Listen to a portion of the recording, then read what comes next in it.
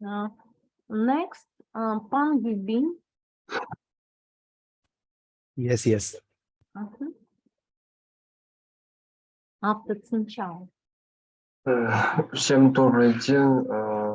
Меня зовут Джоу Цинчао. Являюсь аспирантом второй курс факультет глобальных процессов МГУ имени Ломоносова. На сегодняшней секции я приготовил презентацию, которую тема, которая называется «Развитие тайваньских китайско-американских отношениях». Вот. Ну, тут основное я про историю расскажу, как бы показываю как бы, основной сути сегодняшней данной презентации. Вот. На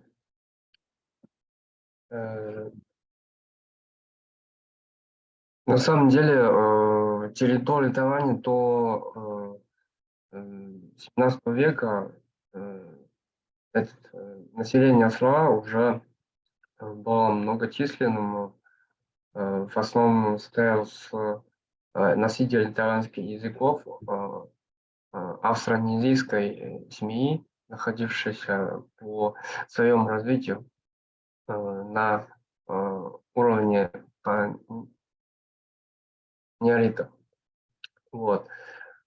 И в древних китайских хрониках Фэншу, вот, это период восточных хан, который с нашего эра 25-220 год, и Шангоджи, который 220 года-265 год.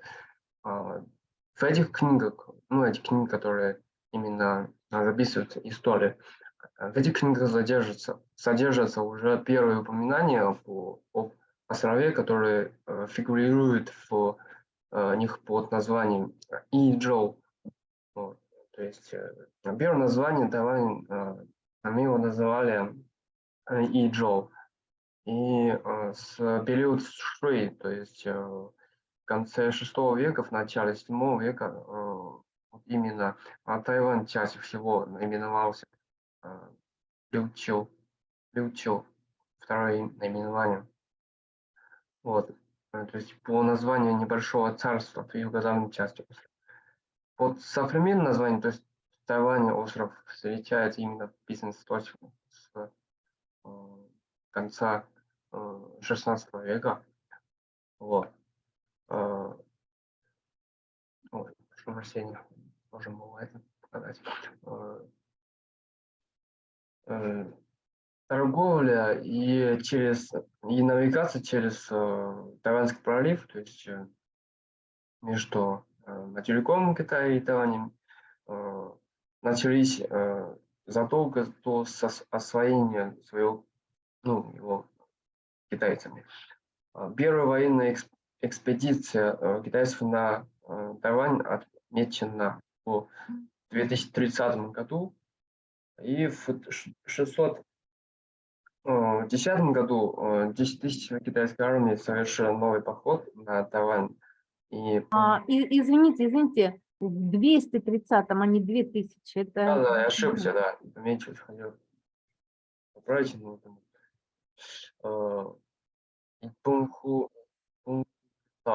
После чего связи между Китаем и этими островами стали более регулярными. И в XII веке Тайвань был официально включен в состав Китая в качестве части провинции Фуцзянь. Это как раз на сегодняшний день напротив Тайваньский пролив, напротив Тайваня, провинции китайских. В 1360 году в связи с ростом военного значения острова на нем было основано управление по надзору, которое явилось первым китайским органом местной власти на Тайване. И в этот период усилился поток иммиграции на остров из провинций Фуцзянь и Гуандong. Процесс освоения острова китайцами ускорился, развивались земледелие и ремесла. Коренные жители были, времена Каушан, Эннес Каушан, были вытеснены в горные районы, а китайские пересечены начали осваивать прибрежные плодородные земли и развивать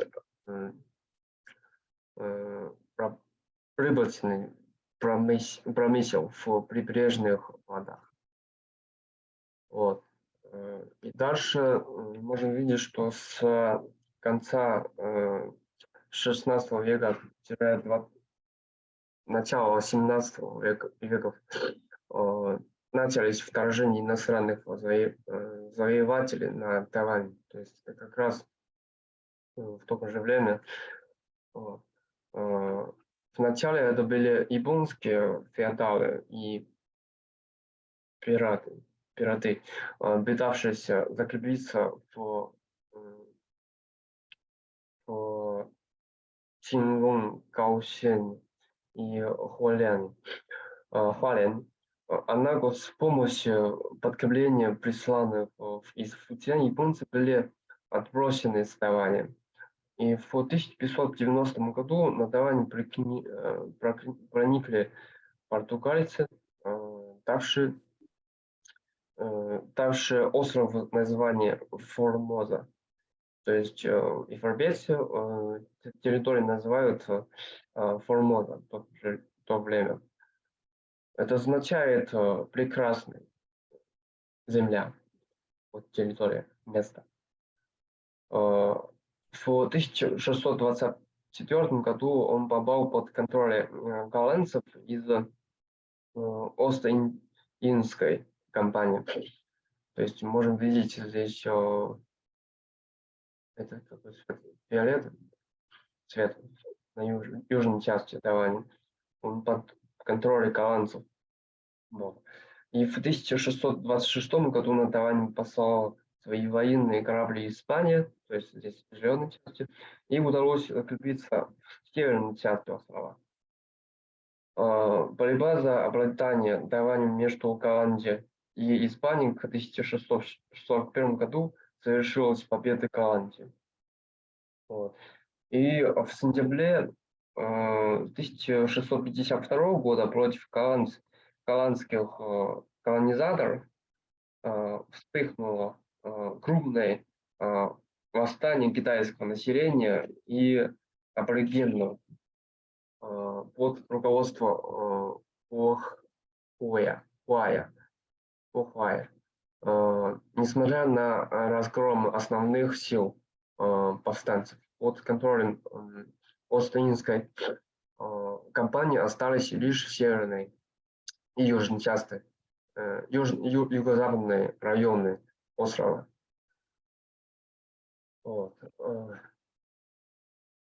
Голландская Формоза присутствовала до 1661 года, когда голландский форт Зеландия и командовавший им швед Фредерик Койт капитулировали перед армией беженцев из Китая, сохранивших верность свергнутой династии Мин.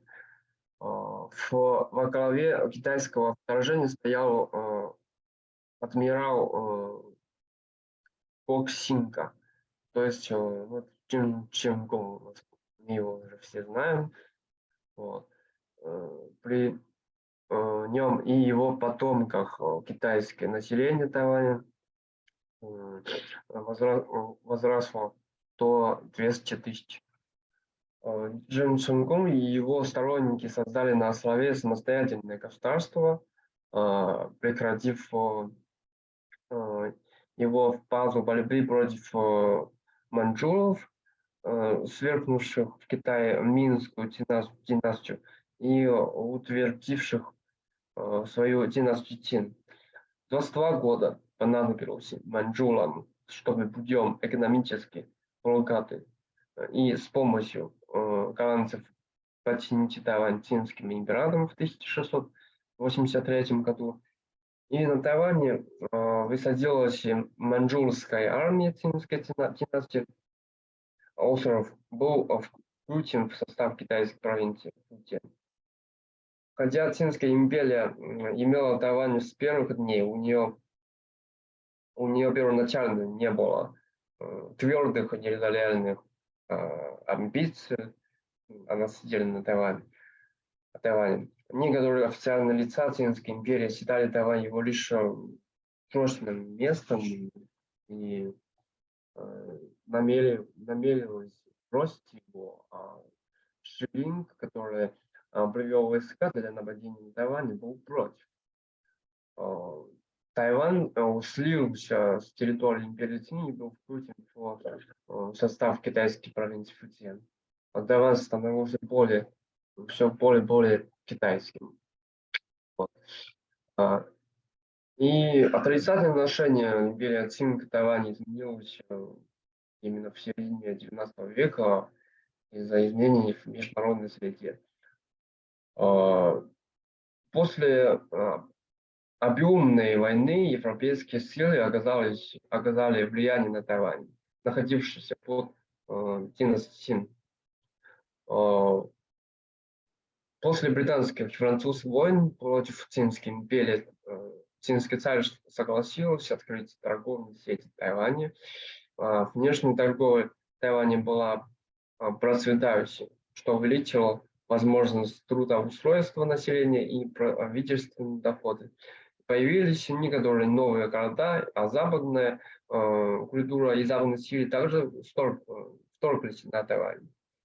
Из-за изменения в международной ситуации империя династии Цин активно развивала свою политику эксплуатации Тайваня. Под активным руководством Лю Минчан, то есть, может видеть фотографии его, Тайвань стал провинцией с наивысшей степенью модернизации при династии. Однако из-за неудачи войны между Японией и Китаем в 1895 году империя Цин подписала Великая Японская империя, Симоносекский договор, согласно которому Тайвань становился частью Японской империи.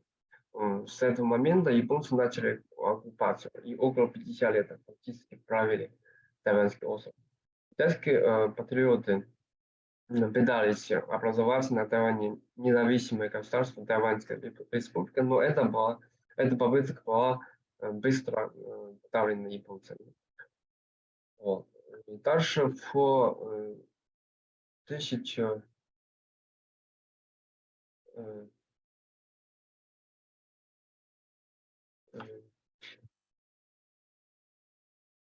после Второй мировой войны нет, прощения.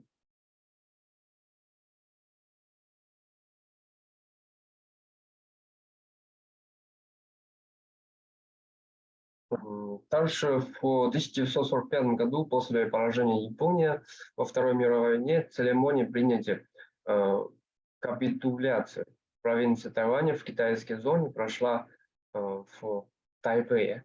Китайское правительство вновь получило контроль над Тайванем и прилегающими островами. Тайвань находился под флагом Китайской республики. Прошу прощения, здесь я прикрыл одну страницу, почему-то не могу показывать.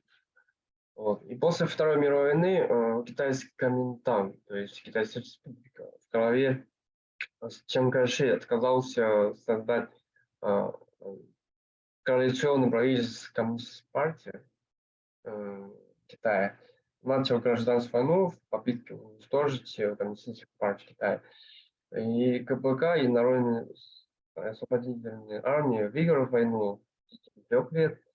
И 1 октября 1949 года Коммунистическая партия Китая провозгласила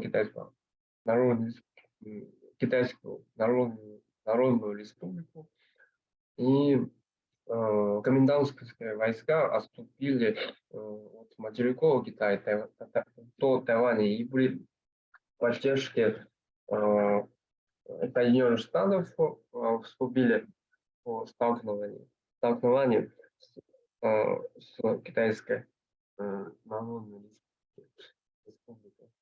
И на данный момент Тайвань находится в состоянии отделения от материковой части Китая. С тех пор прошло уже 70 лет. Вопрос Тайваня не был разрешен за вмешательство Соединенных Штатов. Могут ли Соединенные Штаты правильно сформулировать свою политику по тайваньскому вопросу и их обещаний оказывает важное влияние на отношения между Китаем и США. Вот. И быстрое развитие мировой экономики и постоянный рост торговых отношений между Китаем и США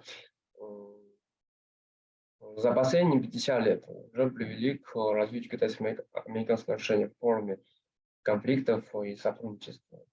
И Китай и Соединенные Штаты являются двумя крупнейшими странами Азиатско-Тихоокеанского региона и в мире крупнейшей развитой страной и крупнейшей развивающей страной. Стабилизация отношений между Китаем и США оказала глубокое влияние на все аспекты жизни международного сообщества. Между Китаем и Соединенными Штатами есть ключевой и деликатный вопрос, который нельзя игнорировать. Это, конечно, тайваньский вопрос. На протяжении многих лет тайваньский вопрос оставался проблемой между Китаем и США. То есть пока речь идет о проблеме Тайваня, китайцы никогда не отступит от своей позиции. Более того, чтобы отстоять свою позицию по Тайваню, Китай всегда будет готов отказаться от китайско-американских отношений.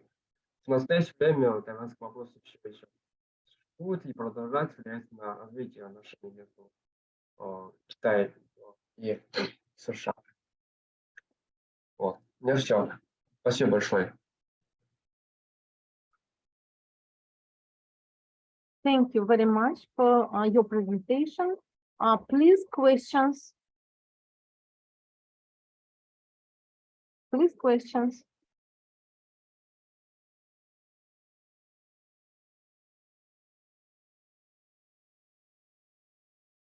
I don't see questions, maybe. I don't see. Thank you, Zinchao. After all our presentations, we will have a common general discussion, and you will have possibility to discuss. Thank you very much. Your topic will be published. Send me your text, please. Next is Pan Yubin. He will tell us about history of economic globalization. And next, after Yubin, Xu. Now, Pan Yubin, please. Okay. 1 moment.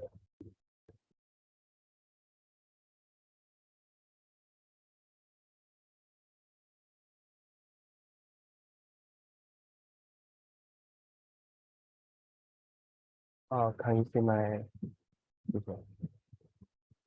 Yes.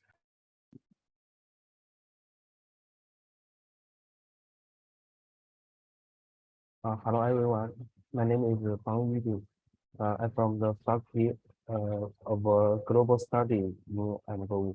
And my topic is history and the analysis of economic globalization. There has two parts. Part one is a brief of history of economic globalization. The second is analysis of economic globalization from the perspective of overall world history. After the end of Cold War, peace and development has become the new theme of the time. Under such circumstances, countries have given full play to their capabilities and resource underment actively and passively participating in the process of economic globalization. And unified global market has been formed with the development of communication technology and sea transport technology etc. Uh, Enterprises can allocate resources on a global scale, set up factories wherever it is cheap, and form a global supply chain. Therefore, economic globalization as a whole is conducive to economic development and efficiency improvement. In the past 30 years, the total volume of global economic has grown by leaps and bounds. However, with the advance of economic globalization, the the uniqueness of joy and sorrow has become more and more obvious. First of all, it is reflected in different countries. For example, the United States has capital and technology. In China has a human capital. Some countries in Middle East have resources. And these countries have gained a lot of benefit from the process of economic globalization. But there are still many countries that do not have these resource conditions, and they often become bystanders and of economic globalization. Not getting much benefit or even interest have been damaged due to the different demand of various countries. The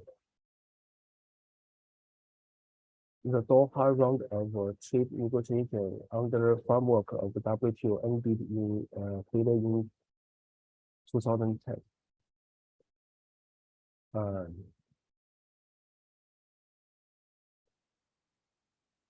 Which means that integration process trying to cover the world has encountered setbacks. So countries have no choice but to retreat. Many countries seeks a partner. In the past decade, many regional integration agreements or related agreements have been occurred. At the same time, the universe is the uniqueness of happiness and suffering is also manifested among different groups in the same country.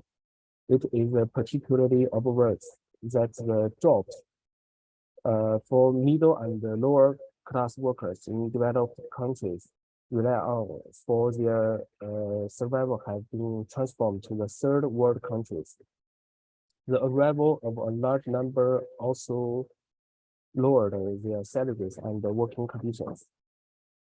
Under the attack of the two, these people thought they are the losers of the interest of economic globalization.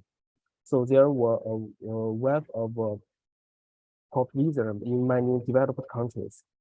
The most obvious features of populism are anti-immigration and anti-globalization. Driven by this force, there have been a series of phenomena such as Trump's election as the US president, Brexit, and the European refugee crisis. In 2022, European geopolitical conflict, it is even worse for economic globalization. because it is greatly increased the focus on security around the world. Germany and Japan have announced the amendment and will increase military spending to more than 2% of GDP. And under the COVID-19 is also an important element to impact the economic globalization. The COVID-19 has disrupted the global supply chain and impacted the global stability of various countries. The global supply chain is an important force supporting economic globalization. The huge and the complex supply chain network connects countless manufacturing and service companies around the world, has promoted the world economy to be intertwined into a interdependent and integrated organic whole. But at the same time, it has also increased the fragility of the global economy. In a highly dependent global economic system, temporary production shutdown or trade restriction in any economy, especially those that are a key link in global supply chain, will bring extra shock to other economies that cannot underestimate. The COVID-19 is a global health crisis. Similarly, it has also harmed the global economy established through the supply chain. After the outbreak of the COVID-19, from automobiles to smartphones, from shopping to tourism, from aviation service, financial service, to technical service. The international production of countless goods and services around the world has been forced to slow down and even suspend, which has exposed the extreme fragility of the global supply chain and accelerate to the risk of panic. And some long-term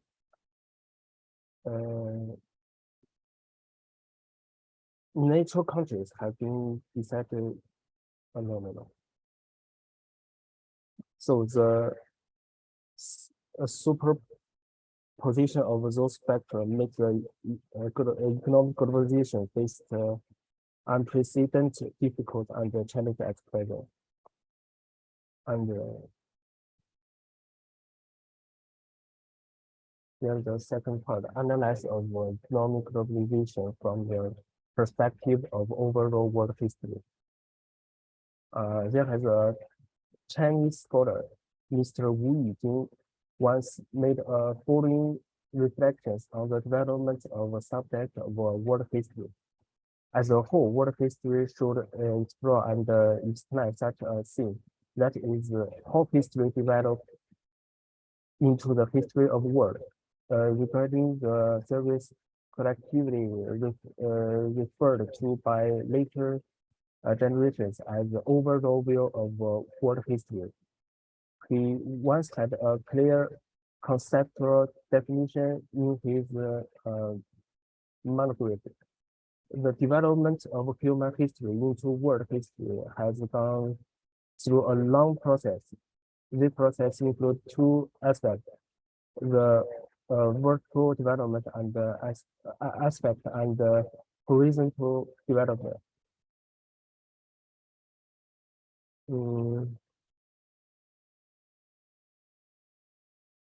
The economic globalization is really more productive of vertical development of world history to a certain state. According to the theory of overall world view of history, so-called vertical development refers to the evolution of different production methods in the history of human material production and resulting change of different social forms. Such a history and development is essential. The history of development of a productive force and the production method in today's era. The main performance is the economic globalization, conforms to urgent requirements of a new form of industry revolution. The significant and technological revolution has the industrial transformation of fundamental driving force, leading the leapfrog development of the economy and promoting the country's progress of human civilization. Since modern times, the wealth accumulated by the three industrial revolutions and advanced since the technology have enabled the West to be the forefront of the world with absolute advantage.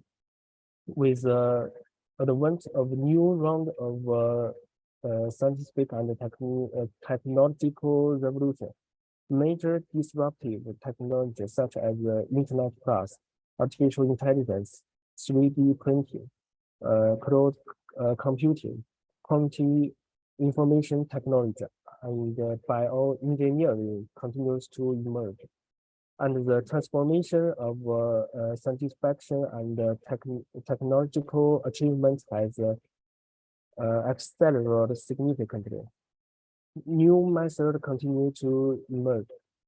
This will not only bring each step change to the live and productive method of the people in various countries, but also will inevitable make the global industry division of labor more detailed and the global industry change more complex. The rapid development of scientific and technological revolution has given brains to innovation in service and participate. The economic globalization dominated by traditional capital cannot meet and need to expansion and upgrading. The new type of economic globalization has increased the participation of countries all over the world, injects new vitality into region and the global economic cooperation, and better adopted to the new requirements of industrial transformation of economic development method. Under the part 2, the economic globalization conforms to the objective need of defining horizon connection among various regions of the world. From the overall worldview of history, the horizontal development of world history refers to the general open of history from the multiple occlusion of various regions of gradual opening from major dispersal to gradual close connection. This objective process to develop into the history of the world as a whole. Some capitalized countries have taken measures such as restricting immigration, promoting the restriction of the manufacturing industry, and even withdrawing from the group and abstaining from the contract with objectively relevant of development trend of history and the development trend of the time. In this sense, anti-globalization is a complete contract to the theory of overall worldview of history. And it is actually driving history backward. From the perspective of the horizontal development requirements of the overall world view of history, countries need a platform of mutual benefit and mutual trust to connect with the world, communicate with each other, and complement each other's advantage, so as to revitalize their own economic development and drive the overall recovery of world economy. In the long run, the concept of economic globalization provides countries with a sort of win-win cooperation and meet the objective need of dependent tourism ties in various regions of the world.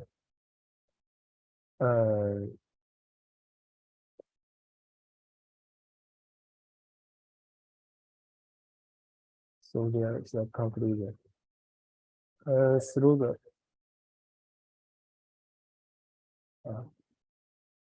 the phenomenon of anti-globalization, today's world is increasing day by day. This is one of the appearances that some contemporary countries capitalize the production method, political system, and the economic development have encountered difficulties that they cannot solve themselves, and they are self-interested. The problem of development must ultimately be solved in this process of development. In the final analysis, it is necessary to develop the productive force and at the same time adjust and improve the production relations and their superstructure to adopt to promote the actual and the need of development of productive force. The development of supervision of production, the contradictory movement between productive force and production relations, economic based and superstructure promote to continuous development of a human society from a low-level social form, a high-level social form. When there is a high-level social form like the origin progress, economic globalization will surely realize its own globalization in a high-level social form. Thank you very much. Very interesting report. Please, questions.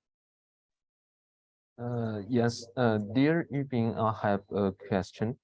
In view of the current severe economic globalization situation, what do you think of the future development trend? Thank you very much. So,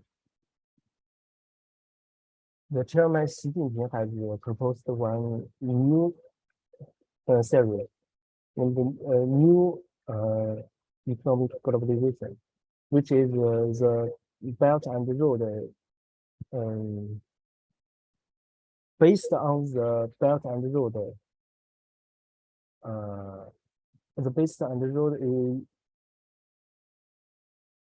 effectively has become a practice stage of the new economic globalization. It promotes the construction of open, inclusive, balanced, and win-win economic globalization. The Belt and Road initiative aims to use the orange bilateral and multilateral cooperation mechanism of international community, create a new type of regional cooperation and build a multi-beneficial community of interest. This is a new type of economic globalization that meets the need of the time, value orientation. So I think maybe other countries would also have such a revolution, like China. So. How are you satisfied? Yes, I'm ready. Thank you very much. Thank you for your question. Thank you for answer. Who has questions? Thank you very much, Pan Yubin. Thank you very much. Very interesting.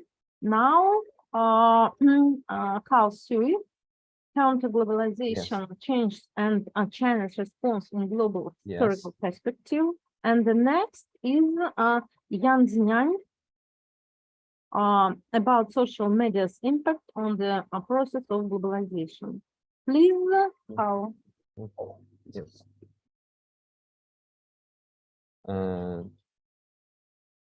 Distinguished guests, ladies and gentlemen, доброе утро.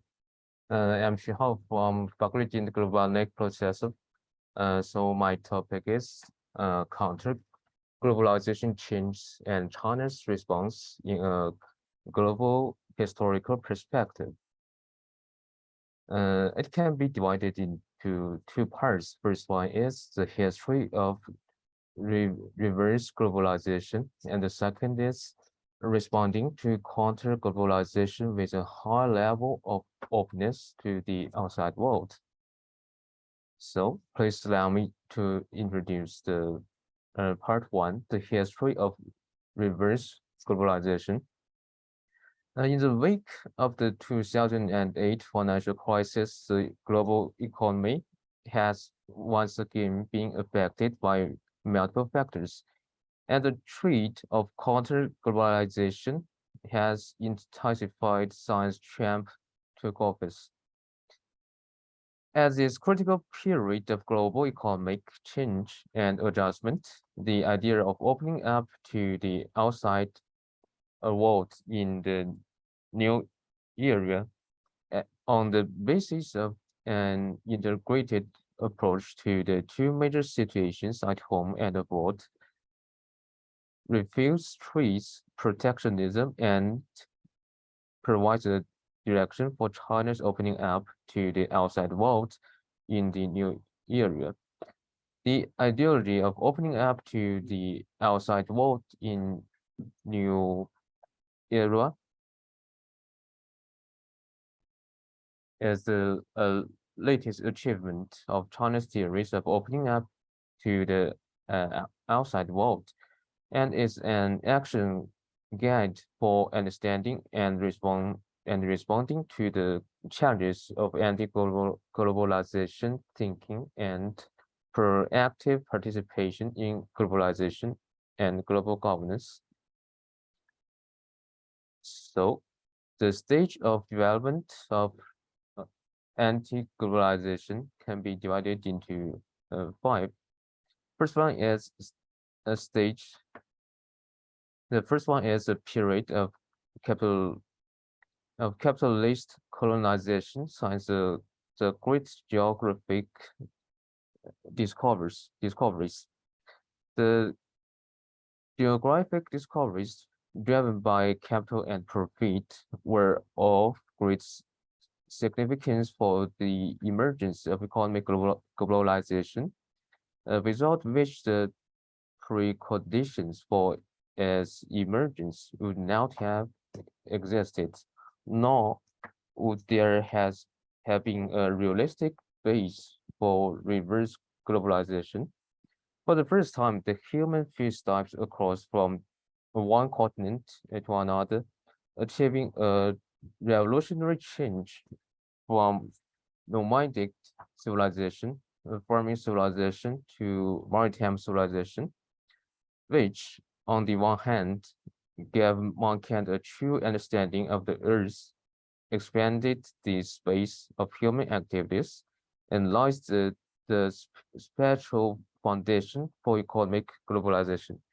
On the other hand, geographical discoveries stimulated mankind's on the other hand, globalization discoveries stimulate mankind's desire to expand abroad, breaking the historical tradition of self-imposed and closed doors, resulting in the exchange of peoples replacing their own self-sufficiency and the expansion of capital becoming a necessity.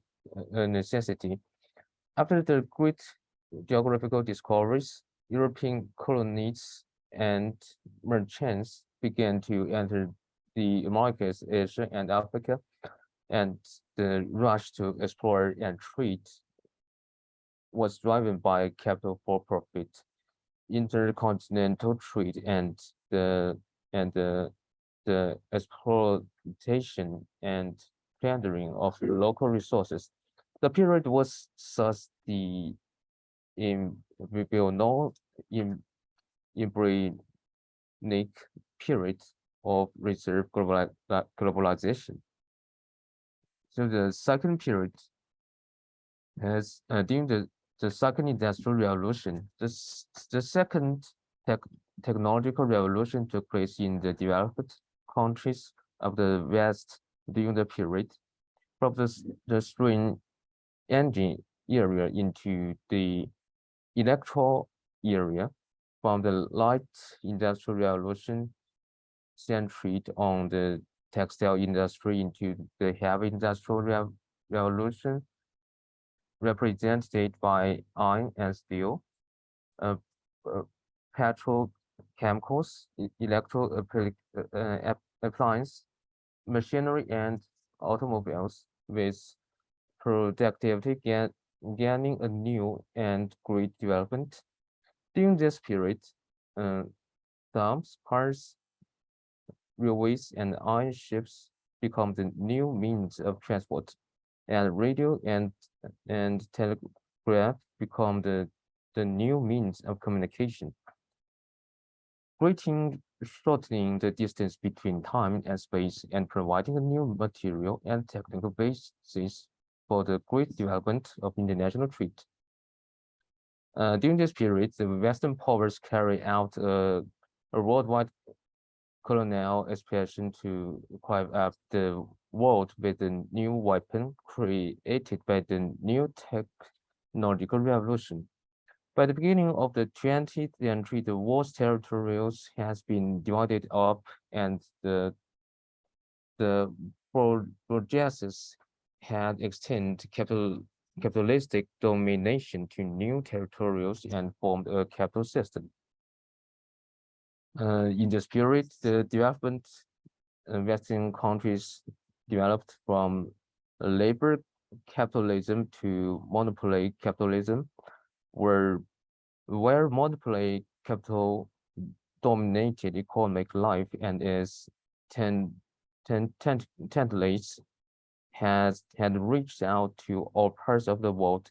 With the emergence of international monopolistic organizations and multinational companies. At the same time, in order to counter the resources of colonials, the development Western countries not only export goods to them in large quantities, but also began to invest in them, such as Britain and France were the main exporters of capital, and by the time of First World War, their foreign investment were spread across Asia, Africa, and Latin America, and Oceania.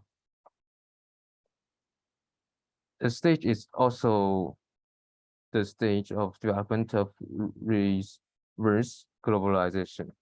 So the third period is US and Soviet rivalry and regional economic integration. In the period of nearly half a century, the main contradiction in the world was the bipolar hegemony between the United States and the Soviet Union, was they materially opposed social systems as the main manifestation. A local hot war and overall Cold War were the main themes of international political and economic situation at the time, and were also regarded as the main color of globalization at the stage with globalization and counter-globalization intervened after the end of the Second World War. The United States carefully constructed Bretton Woods system by venture for its superior strength, established the global financial order with the US dollar and the core, and how the discourse of the capitalist world economic system. However, objectively speaking, the three pillars of international economic organizations such as the World Bank, the International Monetary Fund, and the GATT, which were constructed under the leadership of the US, have experienced US hegemony for a long period of time. But they have also played a significant role in coordinating international multilateral mechanisms to stabilize and ensure the prosperity of national economies, especially the world economy and the deepening of the globalization process.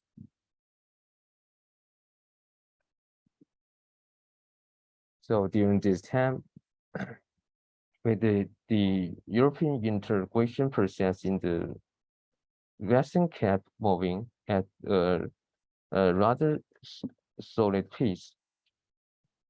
It is worth mentioning that developing countries in Asia, Africa, and Latin America are also learning from each other and supporting each other, and have formed a group to oppose the old international political and economic order controlled by imperialism and hegemony by organizations and non-elite movement, and the group of 77 countries.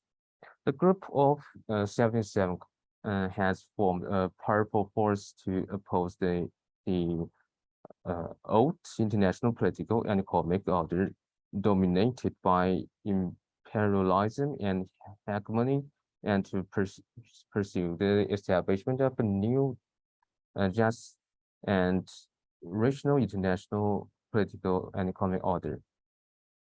The integration of regional organizations is a product of the compromise between globalization and counter-globalization, and is therefore a major stage of counter-globalization. So the fourth period is US certainty and full integration of the world economy. Late globalization, which has become increasingly sophisticated in its operation, has promoted the international division of labor and cooperation and contributed to the stability of the international politics and the prosperity of the world economy. However, for historical, geographical, and social reasons, since the end of World War II, the various international rules in the process of globalization have, on the whole, been mostly formulated by developed countries.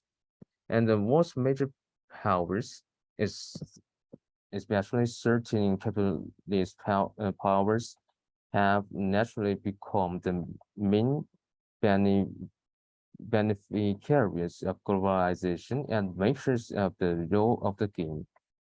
And more developing countries consciously and unconsciously become involved in the wave of globalization.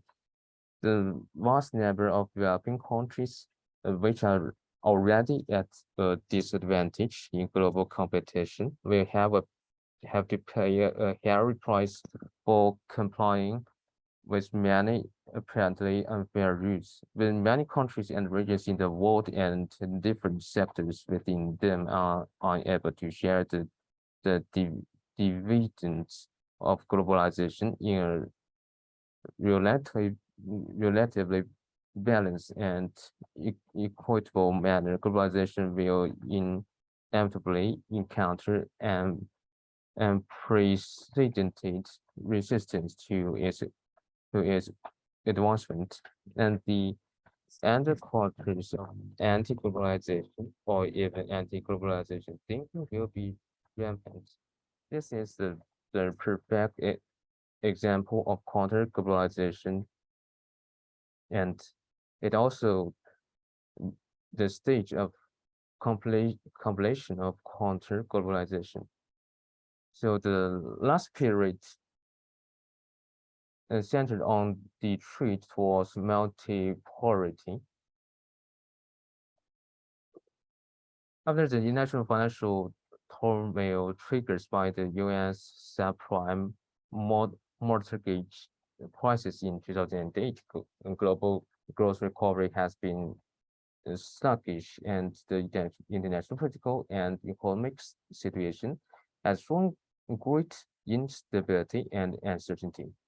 With all electoralism, populism, trade protectionism, and other anti-globalization ideas and behaviors rising up and taking hold worldwide, with a tendency of internalized. Some countries represented by the United States have withdrawn in a high profit from a series of existing international multilateral mechanisms, including the TPP negotiations, the Paris Climate Agreements, the Iranian Nuclear Agreement, and the World Health Organization, and ironically, even the wave of counter-globalization itself has taken on a globalized appearance, growing widely around the world. It should be noticed, however, that this called for withdrawal of obligation and decoupling from globalization may cause localized damage or stagnation in the short term, but the general trend of globalization will not change. In early 2021, the United States publicly announced that it would gradually reply and return to the Paris Climate Agreement, the WHO, and other international multi-machines, while the United Kingdom, which had just completed the formal process of leaving the European Union, immediately jumped into the accession to a category. The UK, which has just completed the formal Brexit process, has formally appealed to join the comprehensive and progressive Trans-Pacific Partnership. As the process of globalization returns to its normal course, some Euro-tendencies may bring new impetus and growth points to its total progress. So the new features of the phenomenon of reserve globalization include 2 points. First one is dominated by developed countries, and the counter-globalization and the battle of national interests.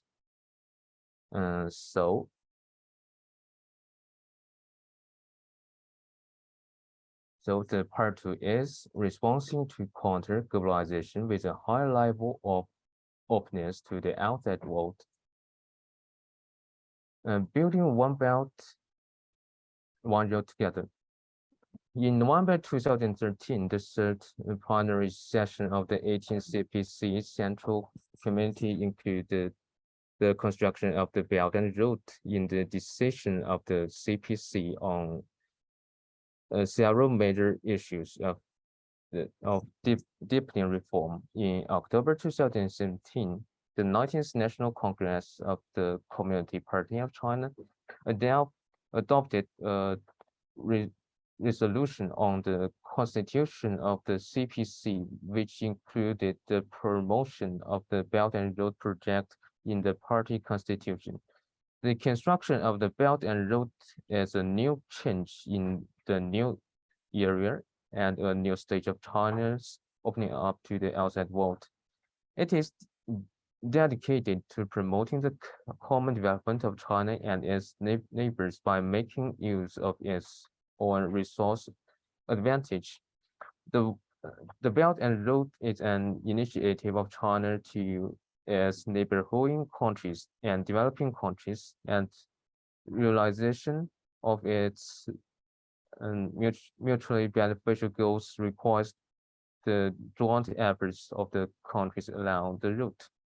Against the backdrop of a sluggish recovery of the world economy and the rising wealths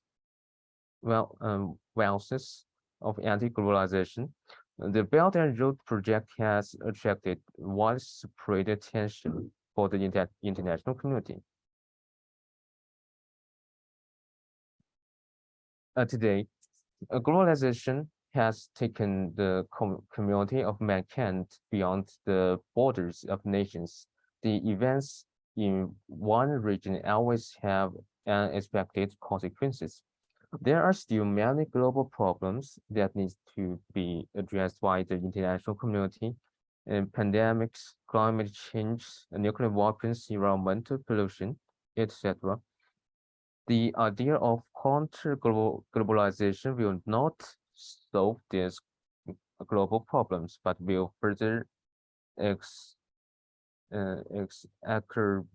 them. Only by building a new international order under the guidance of the concept of a community of human destiny and improving the global governance system can global crisis by properly resolved and globalization can develop in a more just and racial direction. And firstly, China should continue to uphold and prioritize the concept of a community of human destiny and build a global circle of friends. Secondly, it should improve its levels of openness to the outside world in terms of discourse, strength, the building of its national image and the construction of a body of Chinese foreign discounts, expand the international recognition of Chinese discounts and build up the image of China as a responsible power. Thirdly, the US-led international order has many shortcomings. Third, as the US-led international order has many shortcomings, and China should do more to promote the construction of an international order based on the core concept of harmonious coexistence and sustainable development. And the last one, promoting opinion through import expansion. The single-minded pursuit of trade surpluses has long ceased to the goal of China's opening up to the outside world. In the new area of China's opening up strategy, imports and exports are being given joint attention. In recent years, China has taken the initiative to expand imports by reducing import tariffs and simplifying customs clearance procedures. For example, the following is a vivid demonstration of China's community to the basic stage policy of opening up to the outside world and is emphasized on continuous expansion and deepening of market opening, fully demonstrating China's role as a great power. In addition, the global economy is a reciprocal one, and the zero-sum game mentally of the United States and other countries can only lead to mutual harm. The expansion of imports in the new era can promote friendly economic relations with relevant exporting countries, achieving the goal of mutual benefit and win-win situation and making other countries recognize China's trade policy as enhancing China's sense of identity and wealth in global economic governance. Which work is especially special? Thank you very much, Sikao. Very Yes. interesting and very important report.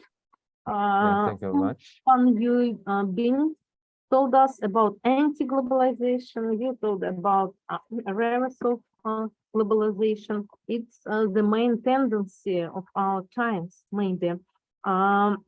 Cao Shenwen will speak about One Belt, One Road today. But who has questions, please? Maybe I have a question. Please. Okay. You mentioned the counter-globalization. Do you think the trend of counter-globalization will continue on next? Yes, I think counter-globalization will continue. Unless the world encounters more serious challenges, such as the countries of the world will naturally unite. For example, major challenges such as rapid sea level rise and extreme change in the global climate. At that time, the core interests of all countries around the world will be agreed, and then anti-globalization will die out. Thank you very much. Yes, you've been. Yes, it's satisfied. Cao Shenwen, have you a question? No, I'm not question, sorry. Sorry. Thank you, Cao Xu. And now, please, Yang Yunyan about social media's impact on the process of globalization. And the next, Cao Shenwen, One Belt, One Road, in the context of globalization history. In Russian, политика пояса и пути в контексте истории глобализации. Now, Yang Yunyan, please. Okay, can you see the screen? Yes, we see. Okay. Good morning, ladies and gentlemen. I'm Yang Jinyan from the Faculty of Global Process of Moscow State University. It's my honor to share my views here. My topic is social media's impact on the process of globalization. I'd like to introduce some definitions of social media.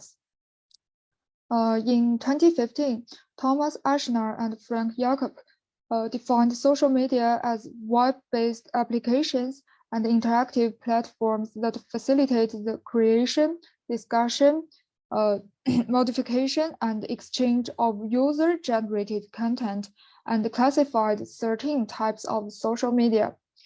In the same year, Jonathan Auber and Steve Wildman summarized 4 general features of social media. First, social media services are web-second internet-based applications. Second, user-generated content is the lifeblood of the social media.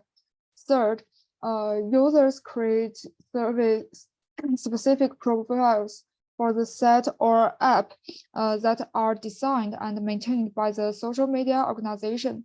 Fourth, social media services facilitate the development of online social networks by connecting a user's profile with those of other individuals or groups. Then, why social media could be considered as an influential factor to promote the process of globalization? Maybe we could find the answers in some definitions of globalization. According to Anthony Giddens, globalization is the intensification of worldwide social relations, which link distant localities in such way that local happenings are shaped by events occurring many miles away and vice versa, thereby changing all aspects of our daily life. Waters defined globalization as a social process in which the constraints of geography, economic, political, social, and cultural arrangements recede, in which people become increasingly aware that they are receding and in which people act accordingly, which means that globalization involves the systematic interrelationship of all the individual social ties and that are established on the planet.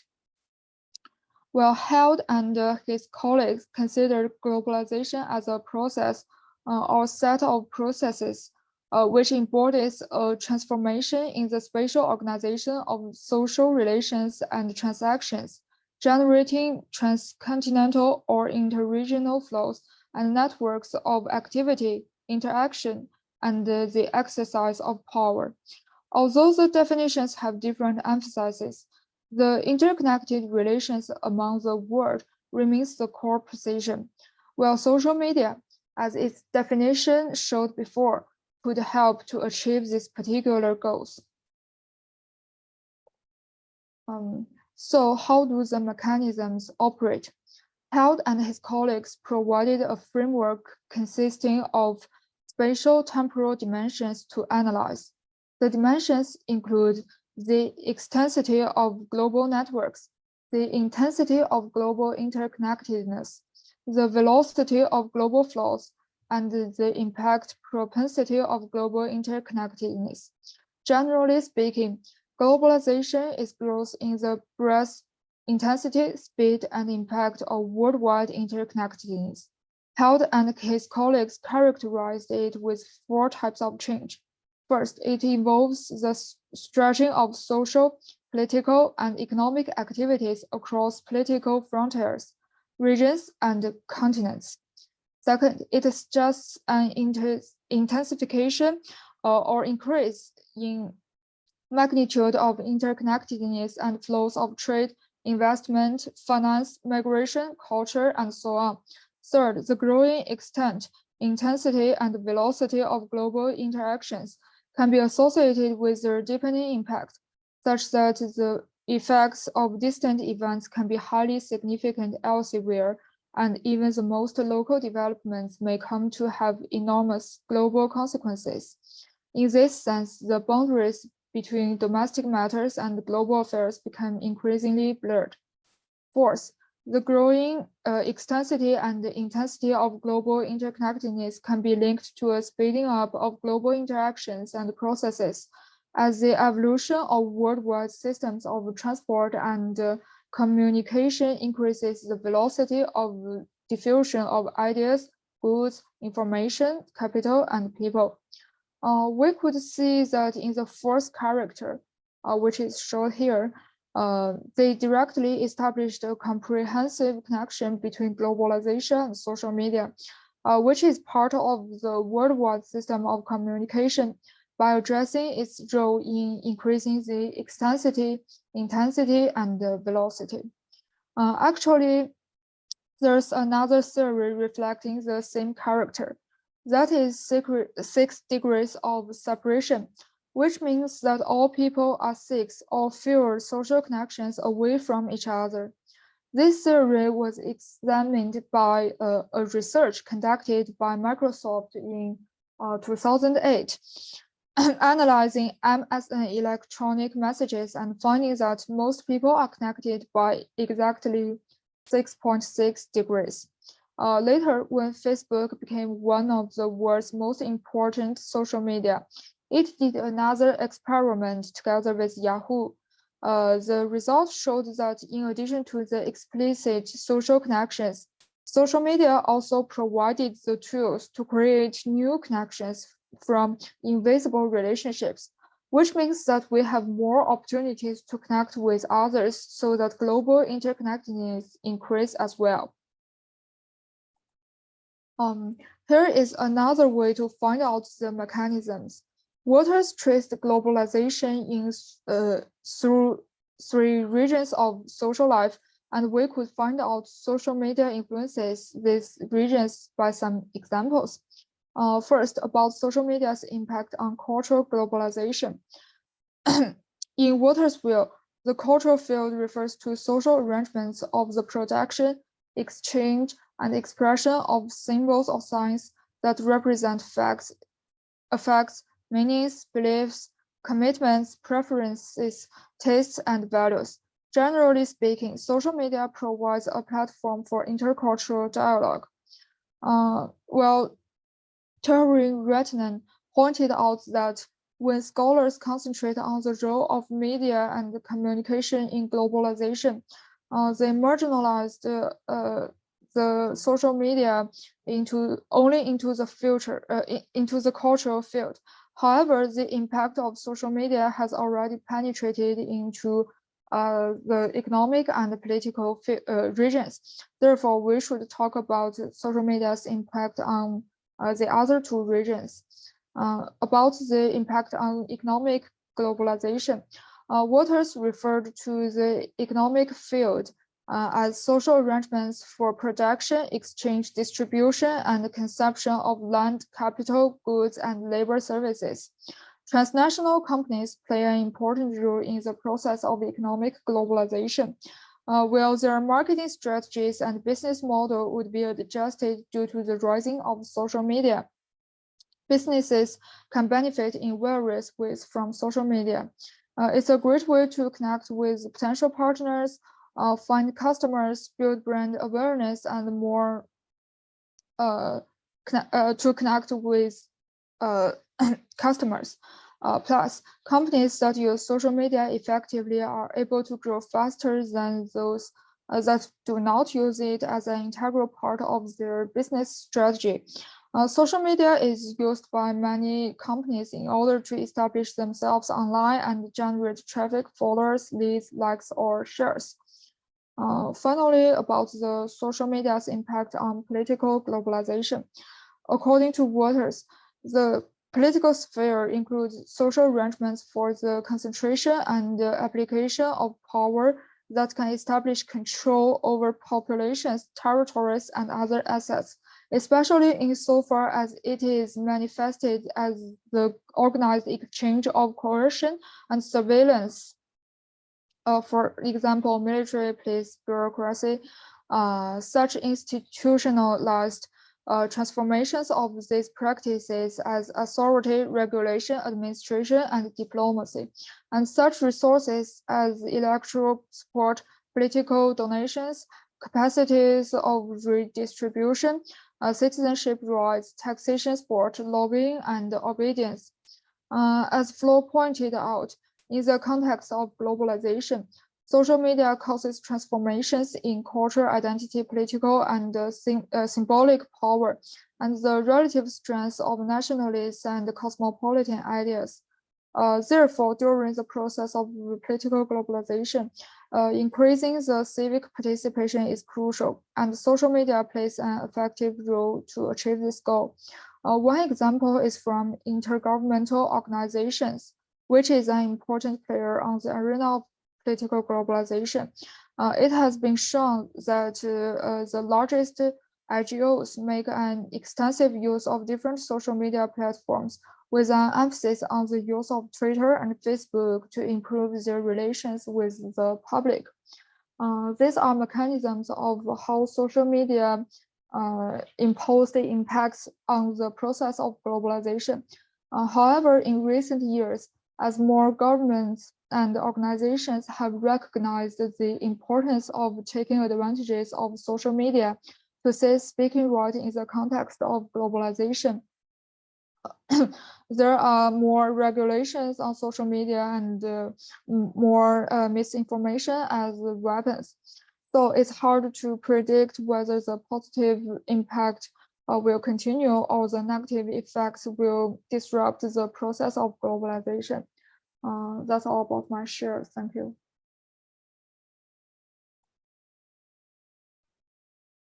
Thank you. Did anyone have a question? Yang Jingyan. Okay, next one. Shao Feng Yan. Shao Feng. Cao Shengwen. Cao Shengwen. Next one, please. Здравствуйте всех, меня зовут Цао Шэньвэн, спасибо. Ян, сегодня я носил свою презентацию сейчас. Все видно, да? Моя презентация называется «История одного баланса одного пути в контексте глобализации». Сначала введение. Вместе с экономической баланс шаговой пути, можно сказать, шаговой путь XI века, известный как один баланс, один путь. Сегодня процесс экономической глобализации движется вперед благодаря исторической основе требования шагового пути, существующей платформа регионального сотрудничества двусторонними и многосторонними механизмами между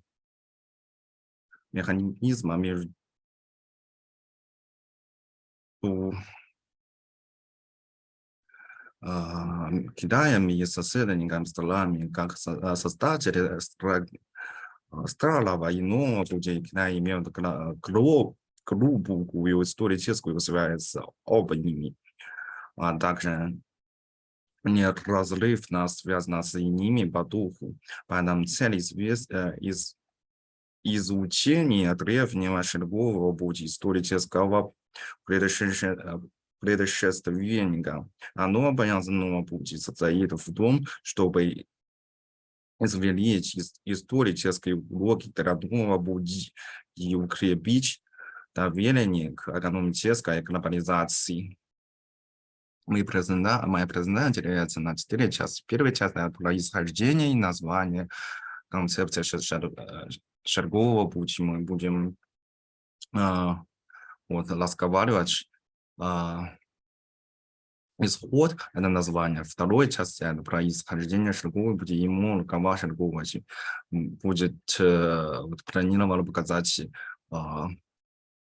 его пути на сухо и на море. А третья — процесс продолжения нового баланса. То есть сегодня как раз видим новый баланс, новый путь. А третья — перспективы будущего развития. Новый баланс, новый путь. Что будет появляться в будущее, что появится в будущем времени. Происхождение и название концепции шаговой путь. С исторической зрения шаговой путь — это яркий пример глобализации человеческой экономической в древнее время. Дорога, которая доставляла калорический верблюдов и морские близы между Китаем и древним миром от Средиземноморья на западе до Мексики на востоке. Процесс культурного и экономического обмена постоянно подвигался вперед и интегрировался с темпами купеческих путешествий. Этот древний торговый путь на большее расстояние доказывает, что экономическая глобализация действительно существовала в прошлом и сделала Восток центром глобализации. Название шагового пути дал Фреденов фон Рихтхофен, немецкий географии и геолог, лектор Берлинского университета, который в середине конце XIX века оставил свой след в 15 из 18 китайских провинций того времени, подтвердив тем самым, что на северо-запад Китай был открыт и использовался вольный торговый путь.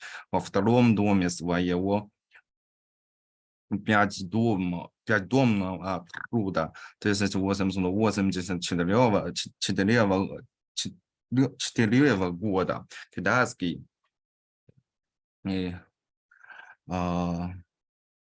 во втором доме он пишет о существовании основанном шагового торговый путь между Китаем и Центральной Азией и Индией во времени династии Хан. Вот дурен время в книге маршрут Джанчен называть так называется шаговым будет, то есть ski road.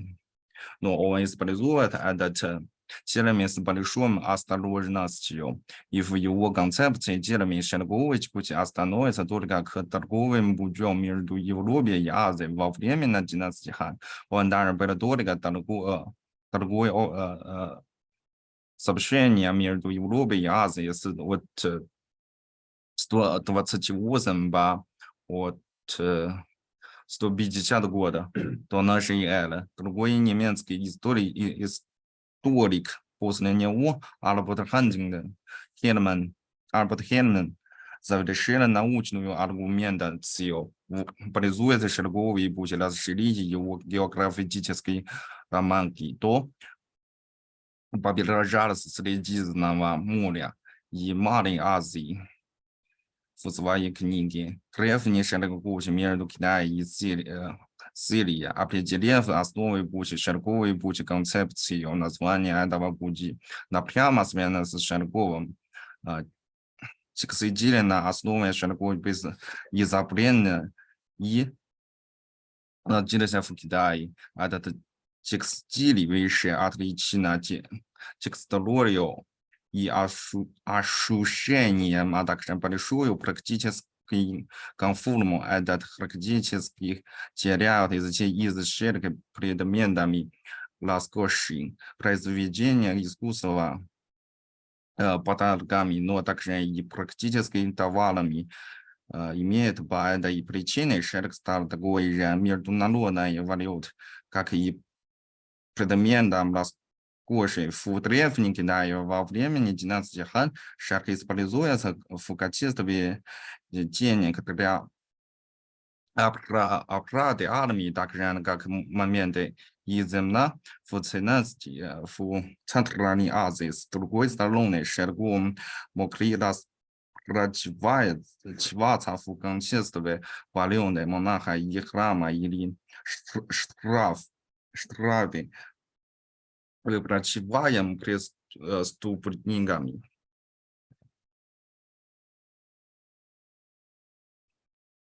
Существует три сухойные шаговые пути. Первый был маршрут из Азии в Центральную Азию и затем в Европе, установленный во времени миссии Чжанчэн. Он проходит от Чэн на запад через Раду Памира в Центральной Азии, затем в Западную Азию и на конце к восточным берегам Средиземноморья. Клиноосновный маршрут составляется более 70 километров, при этом протяженность по территории Китая составлена более 40 тысяч километров. Нет, 4000 километров. Во второй северный проход он происходит от Черного моря до долины Волги, к северу от Центральной Азии через Сибирь, а также содержит великий маршрут с востока на запад через Евразийский континент. Этот маршрут предшествовал даже том, который открыл Чжанчэн, китайский торговый глубоко вложил много Монголию и даже европейский внутри района. Третий это маршрут открытый торговый торговельной династии Han в стороне Индии после мини-Чжанчэн. Этот маршрут можно считать самым сложным из древних шаговых путей с точки зрения топографии, геополитики, климата, гидрологии и высоты над уровнем моря, как видно из дальних карт. К середине правления династии Тang сухопутный шаговой путь пришли в упадок из-за частных войн и беспорядков, поэтому морской широковые пути стало более важными и оживленными. Существует два основных морских и широковых пути. Первый происходит от побережных гор Китая через Малинский пролив в Индийский океан. Что случилось? А затем начинается в пресекам зари на восточные берега Африки, восточным Тихоокеанский маршрут начинается с исследованиями и конца династии Мин с развития кораблестроения и навигационных технологий. Тихоокеан широковые пути были открыты из Чжанчжоу через Манлу, чтобы пересечь Тихий океан до Агамбула, Мишка. Еще что здесь я хотел подчеркнуть, что специфика морская и широковые пути с 4 самых важных характеристик порт, особый порт, политика, расположение, отсутствие регулирования. История морской торговли является последовательной в общей истории, независимо от сильной династии. Каменчане торговля пересекла династии государственные границы и океан. Если не делить историка по династиям, то морская торговля всегда существовала с самого начала. В одних случаях под держанием правительства, а в других спонтанно частными лицами. А в этот международной и региональной торговле, которая оказывает влияние на экономическую и культурную жизнь народа, есть определение спонтанности и непрерывности. Процесс продвижения оно боялся, оно будет. Вот. Индивидуально, как сказать, это план начался 2019 века, когда президент Си Цзиньпин вызывал предложение строить экономический баланс, шестой путь и морской шершелевый путь 20 века. Во время своих визитов в Казахстан и Индонезию в сентябре и октябре 2013 года индивидуально в последовательности президент Си Цзиньпин впервые объединил баланс и путь. На первом центральном симпозиуме по периферичной дипломатии с момента основы справ ООН отметили, что один баланс – это расширение Китая в группе и на запад Евразии. Один путь – это расширение Китая в Тихий и Индийский океаны. 8 ноября 2014 года на фунде АТС Китай везли $40 миллионов США в фонд широкового пути для обеспечения инвестиционной и финансовой поддержки инфраструктуры проектов в странах вдоль один баланс и один путь. В 2015 году Китай запустил Азиабанк инфраструктурных инвестиций, что ознаменовало базу формирования этой стратегии. В конце концов, в концу июля 2020 года Китай подписал более 200 документов о сотрудничестве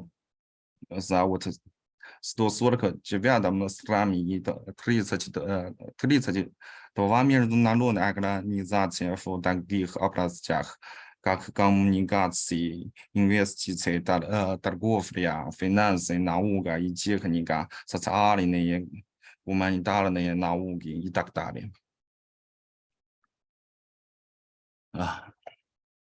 Теперь последняя часть.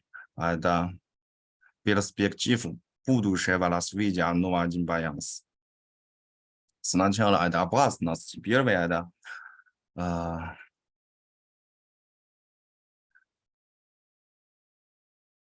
когда настоящее время политика один путь, один баланса. Среди 4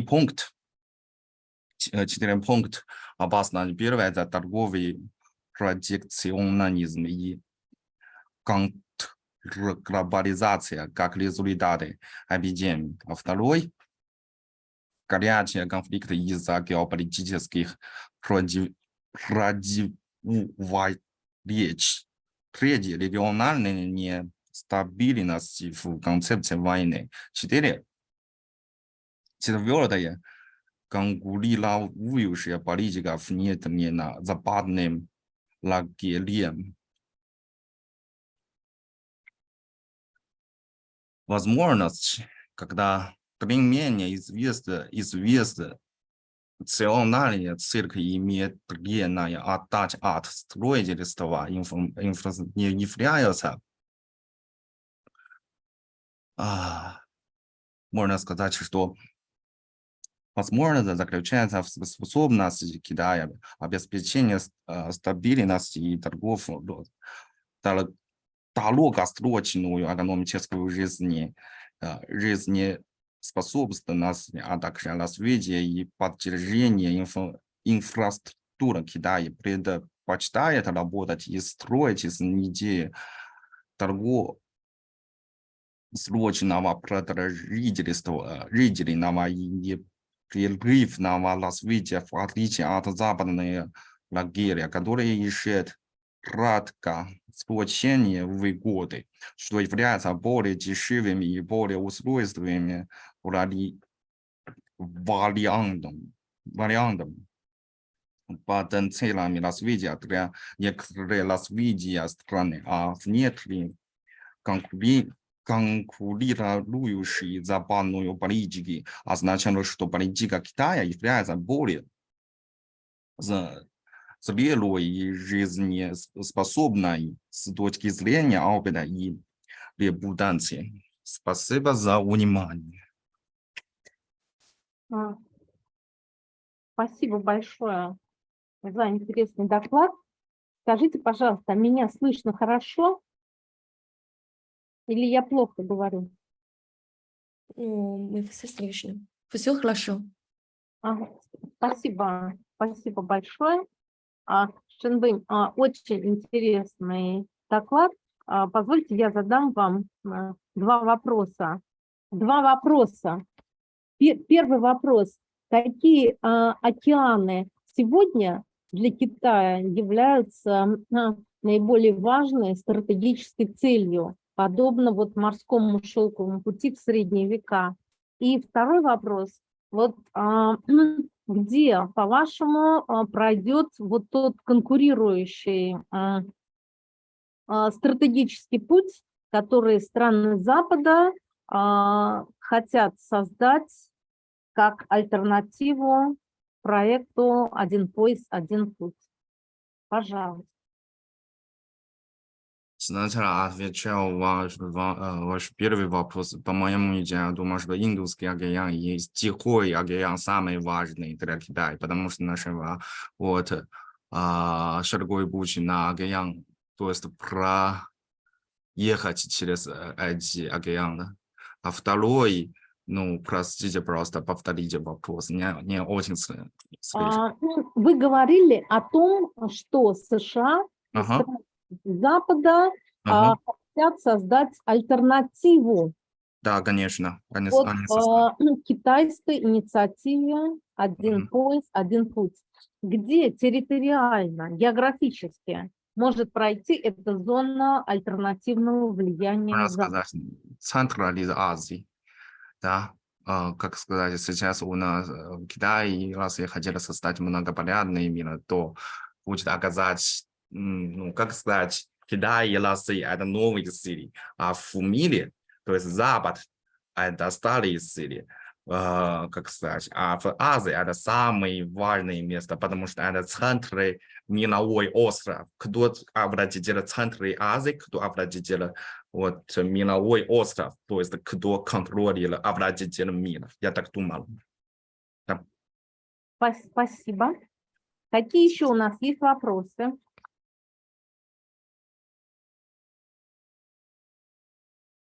Какие еще вопросы?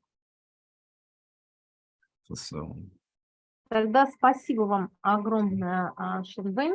А сейчас выступит наш уважаемый Джан Хуэминь, который нам расскажет о пандемиях в истории человечества. А следующий у нас Хау Юй. Вы нас слышите? Yes. И тогда готовьтесь, после Хуэминь будете выступать. А сейчас с нетерпением слушаем вот этот доклад. Лично я его очень-очень ждала, потому что Хуэминь давно занимается этой темой. Послушаем ее с интересом. Спасибо. Здравствуйте, уважаемый профессор Татьяна Львовна и уважаемые коллеги. Меня зовут Джан Хуэминь, я аспирант факультета глобальных процессов в МГУ. Сегодня моя тема называется «Пандемия в истории человечества».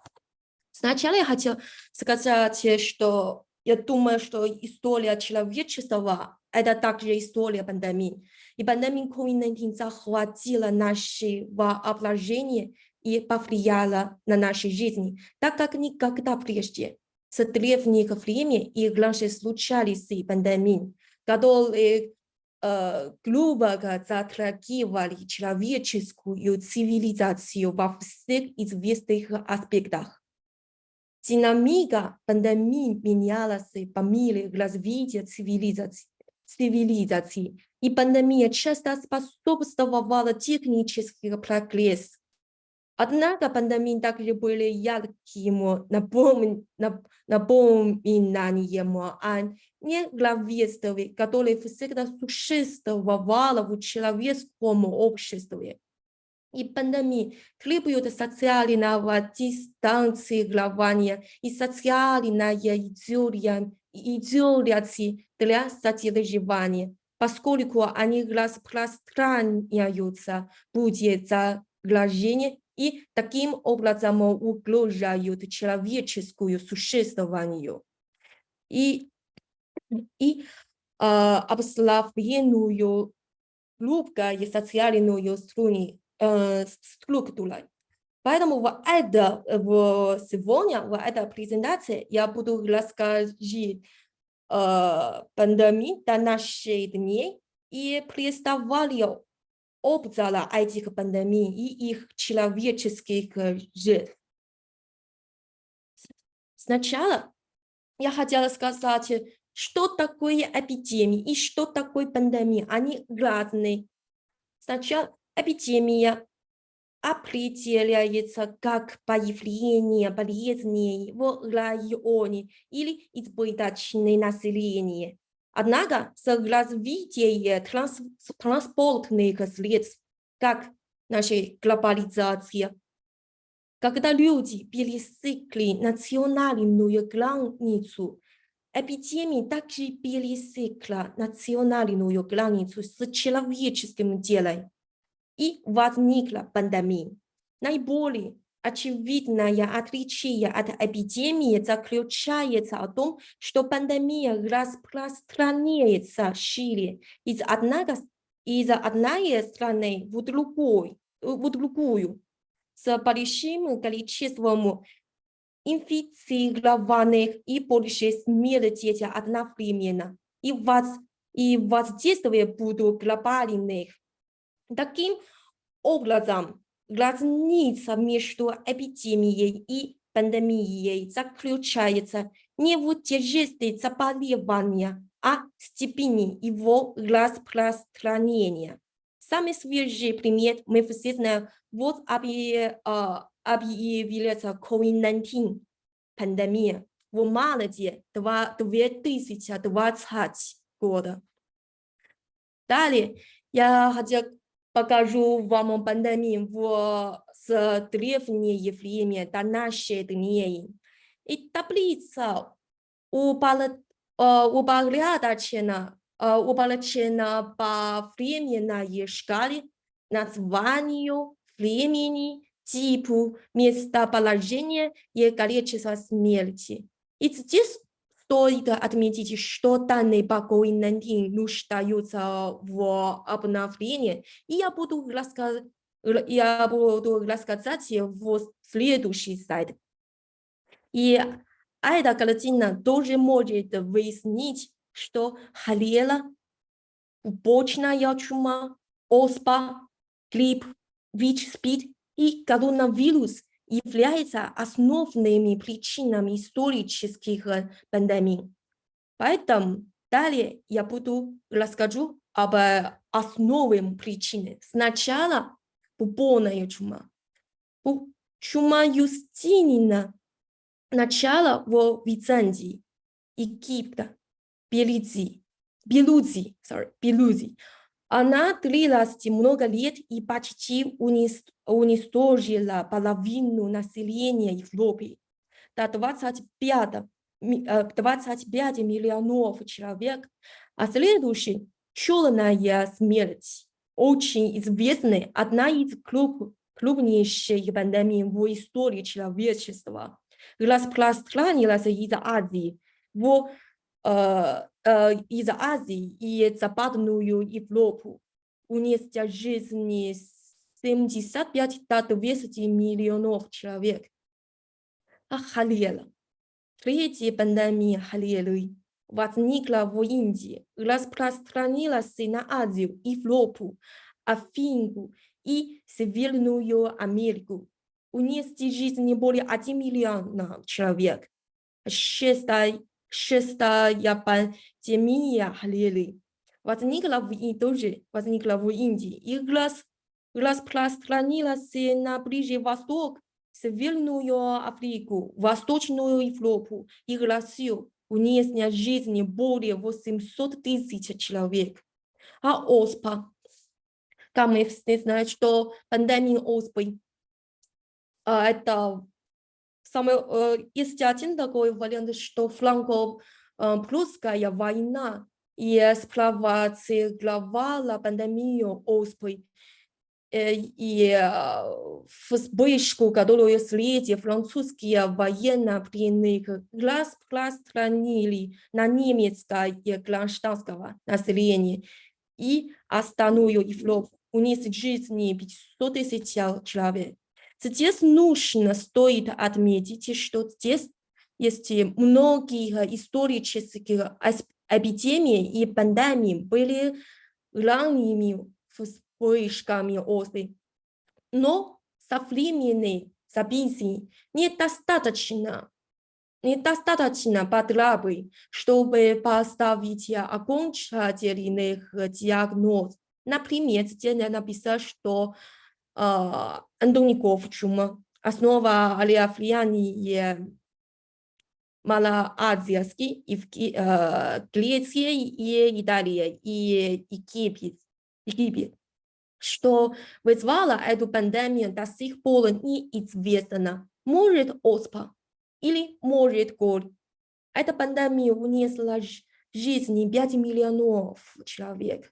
Следующий афинская чума. Разоглашалась во время Пелопоннесской войны, унеся жизни 400 ее солдат и впоследствии четверти населения. Хотя причина неизвестна, наиболее вероятная в настоящее время связана с брюшным тифом. Следующий – грипп. Там есть много клипов. Я не буду все расскажу. Я хотела сказать, что второй пандемия гриппа в 1980-1920 года. Это очень интересно и очень известный, конечно, хотя это также называемая испанским гриппом. Но это не из Испании. Первое было зарегистрирование в США, но который есть такой вариант из Франции. Но я думаю, что это из США. Затем из США и затем распространилось в Европе. По оценкам, около 500 миллионов человек или треть населения мира инфицированы вирусом. Оценки глобального числа погибших колеблются от 25 до 50 миллионов. Следующий вид пандемии. Как постоянная глобальная проблема стала охранение. По данным WHO, до 2021 года общее число умерших составит 40 миллионов человек. Следующий коронавирус мы все знакомы, это самый известный, самый свежий пример COVID-19. С 2019 года по настоящее время было впервые обнаружено в Ухане, Китае, а затем быстро распространился по всему миру. Здесь есть картина. Это видно на картине, что по состоянию на апреле в этом году, 2023 года, извиняюсь, я всегда будет 2023, во всем мире зарегистрировано более 700 миллионов, более 763 миллионов подтвержденных случаев заболевания и почти 7 миллионов случаев смерти. И COVID-19 оказало огромное влияние на мир. Правительство также вело политику самоизоляции и закрытия национальных границ на ранних статьях, чтобы ограничить распространение политики. Отсюда видно, что количество больных людей смерти и коэффициенты смертности разных возрастов. Мне ясно видно здесь, что пожилые люди старше 65 лет, 5 лет являются самыми большими жертвами пандемии. И здесь еще есть картина, что там написано, что показатель, что число заражений и смерти от COVID-19 во всем мире стремительно падать. Я хотела сказать, потому что я из Китая, хотела сказать, что COVID-19 в Китае. Вы можно узнать, что смотрите, что в Китае была очень хорошая, очень замечательная работа создателей наших людей. И вы видите, но здесь из этого снимка видно, что число случаев заражения в Китае внезапно увеличилось в декабре 2022 года.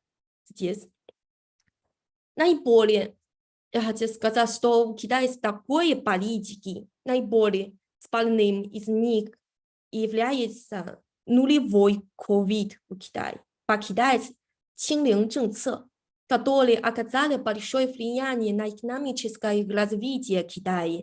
И от этой политики окончательно отказались в декабре 2022 года. И поэтому есть такой координат. Я хотела сказать, что правильное понимание пандемии в истории человечества помогает людям подготовить к будущим вызовам. Стоит отметить, что интервал между пандемиями становится все короче и короче, а часто увеличивается. Однако из причин этого является, можно считать, развитие глобализации. Чем чаще происходят кругооборот капитала и товаров, тем больше будет распространяться вирус, и тем быстрее это будет происходить. Поэтому я хочу здесь сказать, что люди должны придавать больше значения лидерству, следовать международным медико-санитарным правилам и объединяться для борьбы с пандемиями. Как сказала председатель КНР нашей Си Цзиньпин, человечество это сообщество единое судьбы. Здесь библиография, и спасибо за внимание. Спасибо огромное, Хуэмин, за такой интересный доклад. Рано, наверное, выключили презентацию, потому что, думаю, будут вопросы. Вот я, Хорошо. например, тоже задам несколько вопросов. Хорошо. Если можно, потренирую к защите диссертации вас. Сейчас. Вот вы были, можно включить слайд номер 3, где Номер 3. таблица с пандемиями. И вот в левой части мы видим в основном западные примеры таких массовых эпидемий. Но ведь известно, что в Китае еще в эпоху династии Хань, на рубеже старой и новой эры, уже тоже проводились какие-то мероприятия. Вот что в истории Китая, какие первые пандемии или массовые эпидемии выделяются в глобальной истории?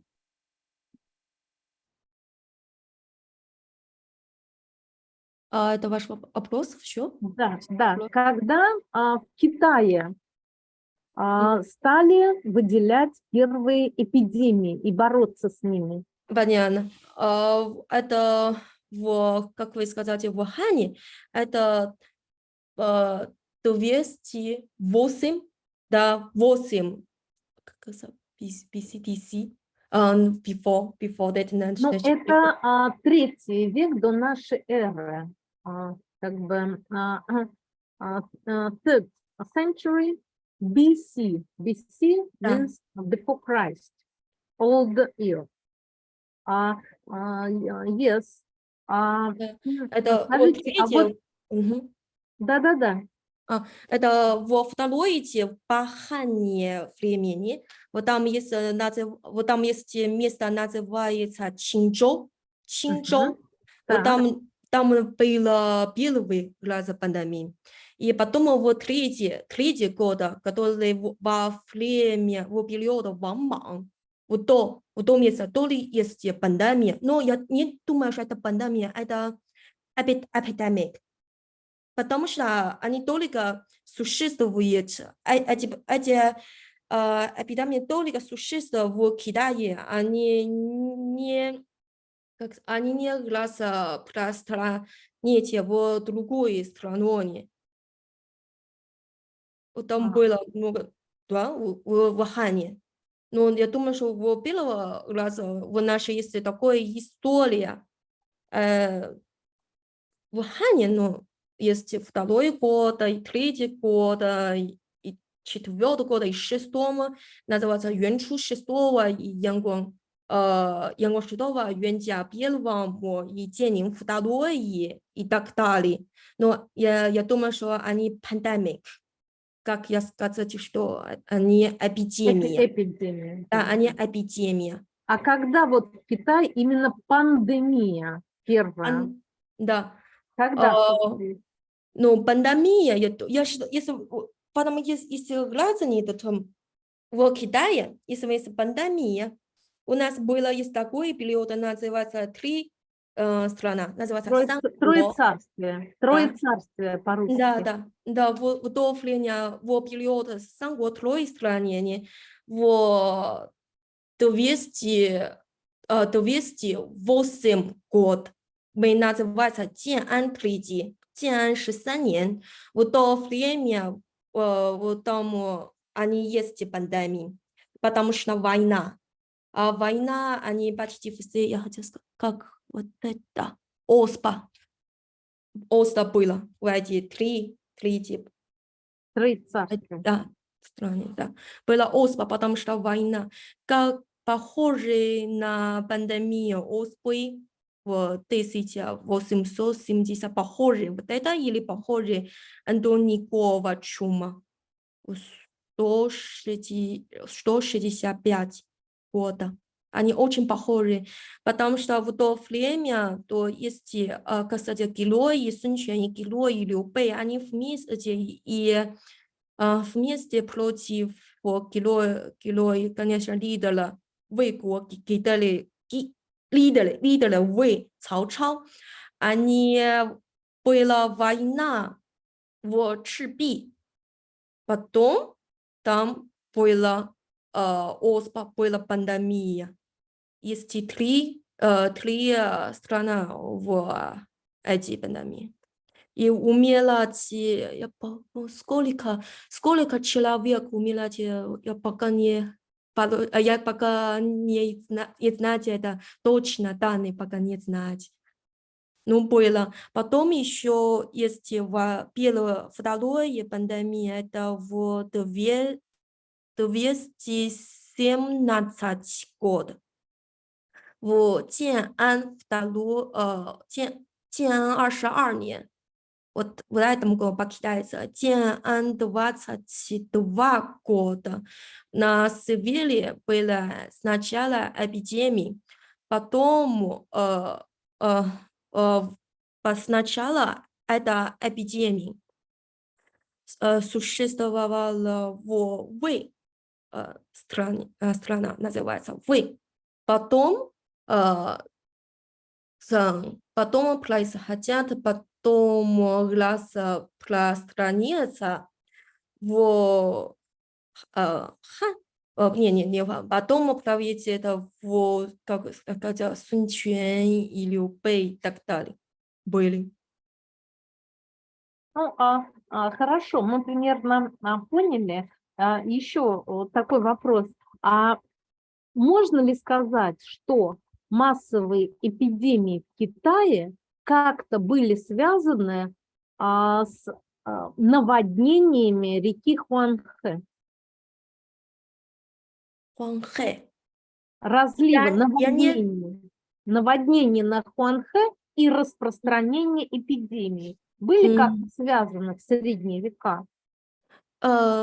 Спасибо за вопрос. Я не так считаю. Я думаю, что потому что вы знаете, вы все знаете, что сначала это, кстати, в Ухане, а в декабре 2019, вот у нас есть самый большой праздник, называется Чунде, лунный праздник, как Новый год. Поэтому, когда это существовало в декабре, много рабочих, студенты или люди, человека, они хотели домой. Поэтому я думаю, что так, потому что это вирус распространяется очень быстро, а не потому что Хуанхэ. Нет, я имела в виду в средние века. Средний век. Средние века. Да, The я Middle совсем Ages. согласна. Что тогда наводнения сопровождались распространением эпидемий. В средние века раньше. Не сейчас, конечно. Да, я совсем согласна. Спасибо. Спасибо. Какие у нас есть еще вопросы? Такой интересный, важный доклад. Хуйминь. У кого вопросы? Спасибо большое, но я вот думаю, что вам, если бы вы защищались, задали бы еще один вопрос. Вот у вас там есть слайд про испанский грипп. Он, по-моему, следующий или какой-то, я забыла. Вот, да. Вы же были на конференции 20 числа, правильно? Да. Там рассказывалось, что вот эта эпидемия испанского гриппа в Первую мировую войну. Первую мировую войну, что, может быть, статистика была сильно преувеличена с тем, чтобы испугать население, чтобы скорее как-то победить врага, чтобы закончилась война. Вот выступал у нас профессор Новоселов, и он рассказывал вот о взаимоотношениях статистики смертей и вот известностью в глобальной истории испанского гриппа, Первую мировую войну. Что вы по этому поводу думаете? Спасибо за вопрос. Сначала я хочу сказать, что я согласна вам, это число смерти, это пандемия, потому что война есть такое число не так точное, не так верное. Я согласна. И потому что здесь есть, сейчас я думаю, как сказать, такой есть причины. В пандемии гриппа, в испанский грипп, обычно как можно я здесь, да. Вот, например, COVID-19. Мы можем видеть в картине, что почти, не почти все, но хорошо, почти все, most of them, почти все, они умерли, это человека, который старый 65 лет, остался человек, да, потом, который человек очень маленький, например, 5 лет и так далее, они легко смерти, но это обычная пандемия или эпидемия. Но если мы сказать испанский грипп, в испанский грипп больше, почти там человек умерить, это южный мальчик или девушка, они южные, это не так нормально, это не так нормально, поэтому я согласна с вашей, что это число не так правильно, потому что есть мировая война первой. А второй, это как мы, хотя это испанский грипп, не из Испании, но мы так называем испанским гриппом. В Китае это COVID-19 тоже было такую ситуацию. Сначала в 2019 тогда существовал COVID-19, официально существовать COVID-19 в Ухане, Китай. Мы называем COVID-19 Ухан пандемия, Ухан вирус. Так мы называемся. Но это неправильно, потому что мы сейчас пока не знаем. В одно время в США тоже было такое очень похожее пандемия. Но государство США, они ничего не говорили. Они просто думают, что это грипп. Они не думают, что это глобальная пандемия.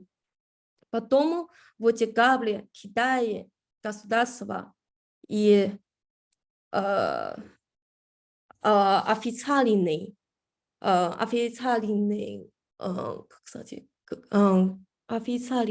announcement о этой пандемии. И в то время США так называется это Ухан пандемия. Потом мы не так думаю, что сейчас называется COVID-19, потому что если это называется Ухан вирус, может быть, как испанский вирус через 100 лет никто не знает.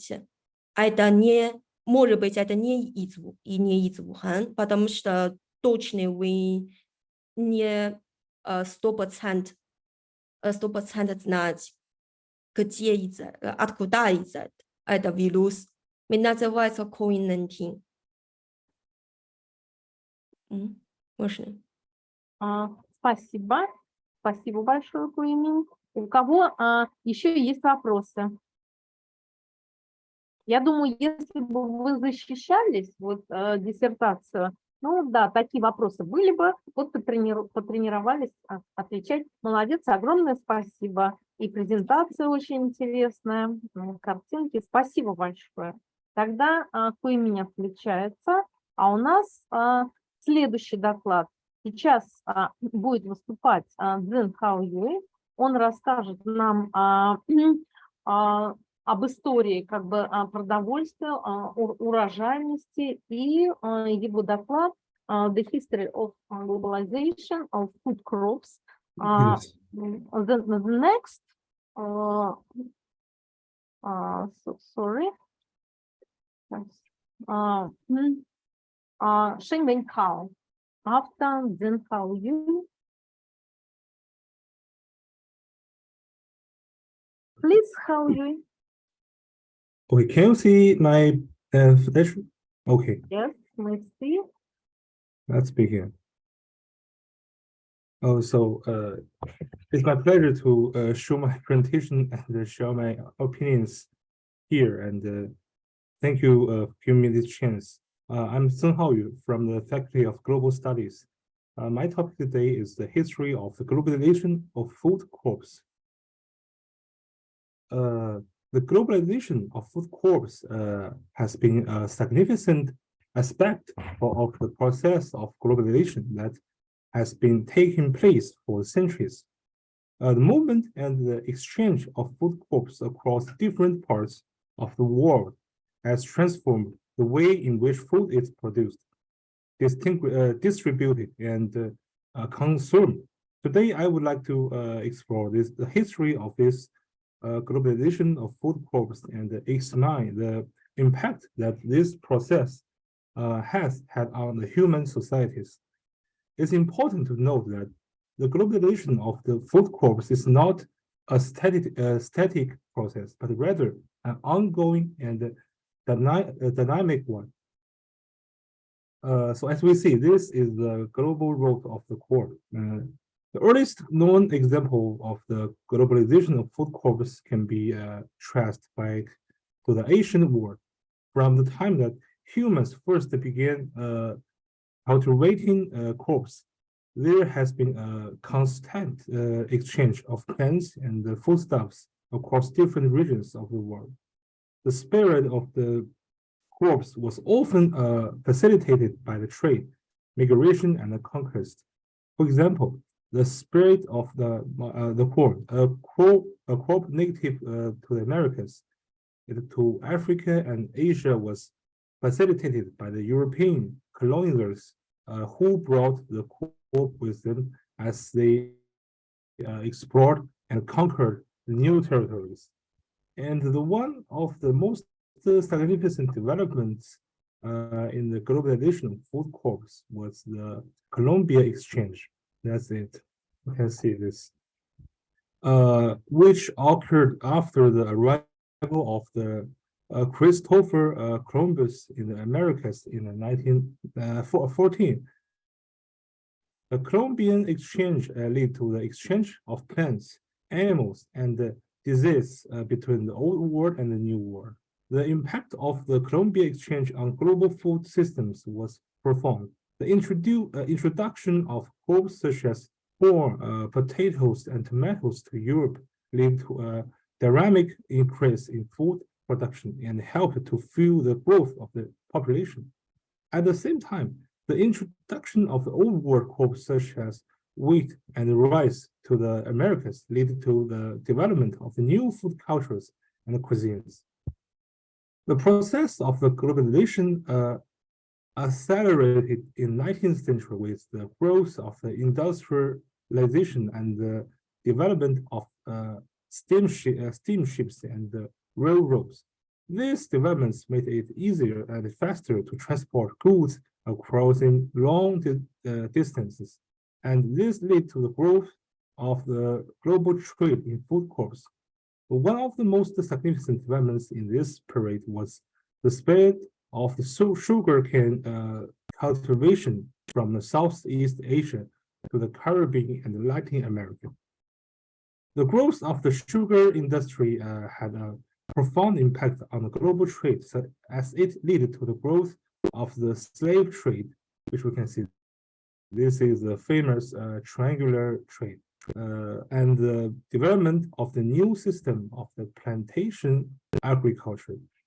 The 20th century saw further acceleration in the globalization of food crops. The development of the new technologies such as refrigeration and air transport made it possible to transport perishable goods such as the fruits and the vegetables across a long distance. This led to the growth of the global supply chains, with food crops being grown in one part of the world and transported to other parts of the world for the consumption.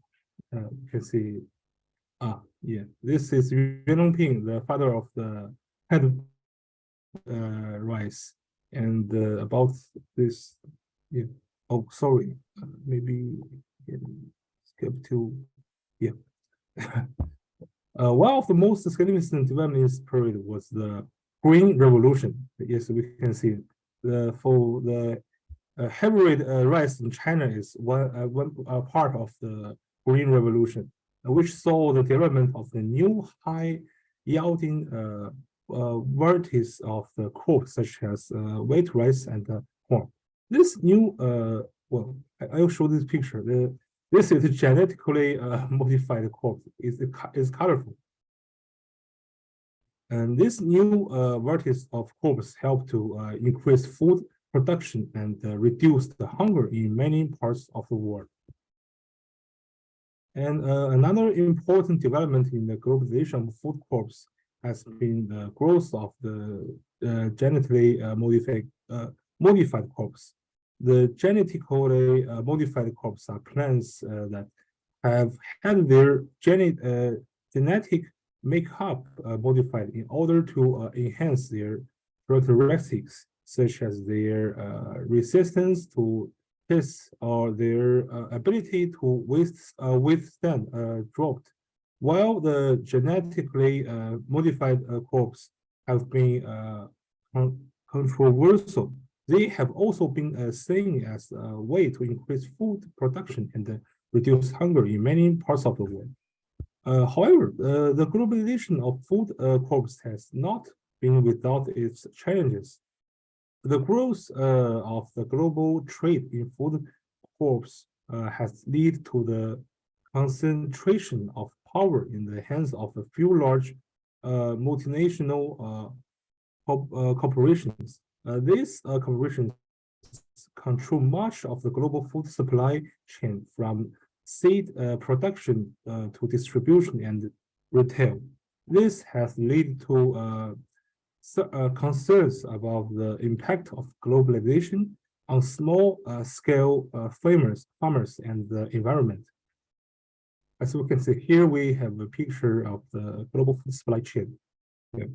And there are also concerns about the impact of globalization on local food cultures and the traditions. As the global supply chains have grown, there has been homogenization of food cultures, which with the same types of food crops has been and the dishes being consumed all over the world. This has led to the concerns about the loss of local food traditions and the erosion of cultural diversity. I want to mention an example. In China, we at the traditional way usually to eat noodles when we celebrate our birthday. But for now, we just like America or other European countries, we eat the birthday cake to celebrate birthdays. So that's the big change for us, for our food culture and the tradition. And also, as the world continues to change and evolve, so too will the global food system.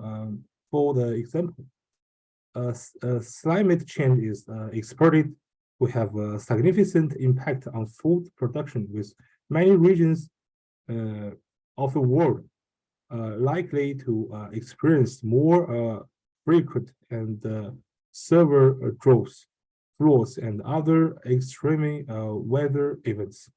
These changes will require new approaches and food production and distribution, as well as new technologies and innovations. An important trend of to watch in the coming years is the growing awareness of the environmental and social impacts of food production and consumption.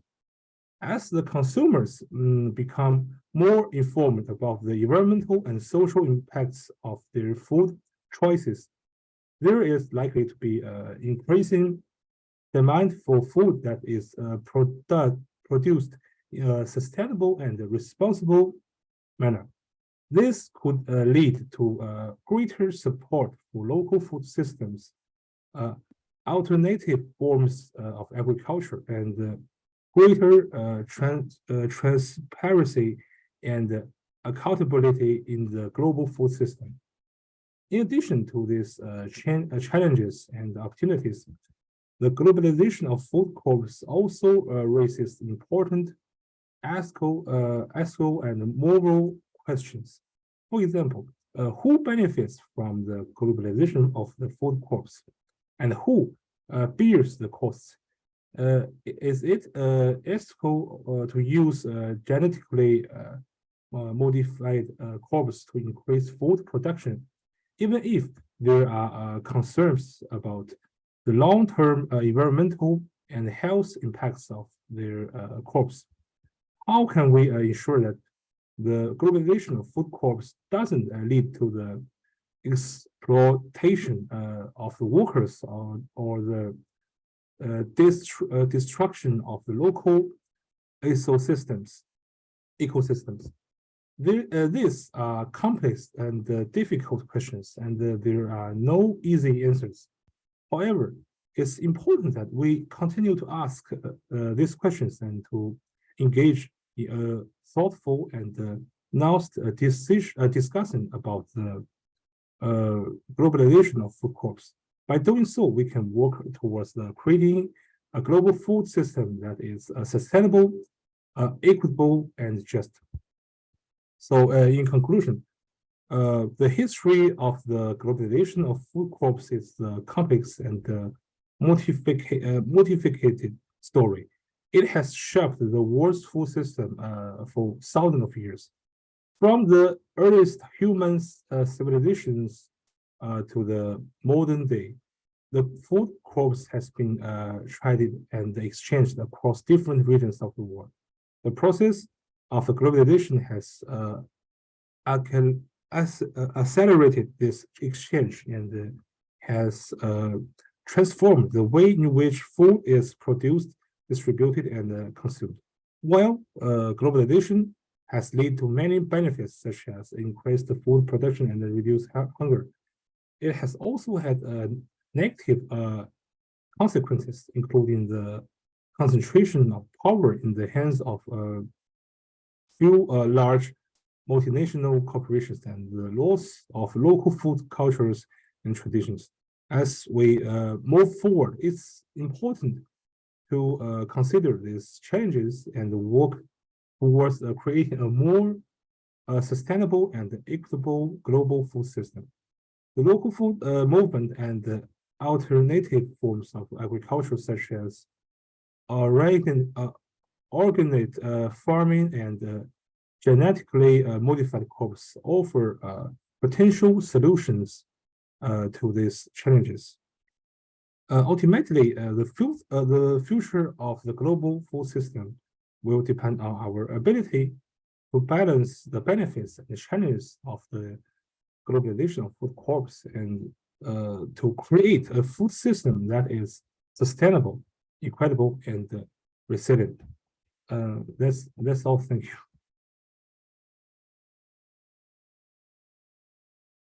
Thank you.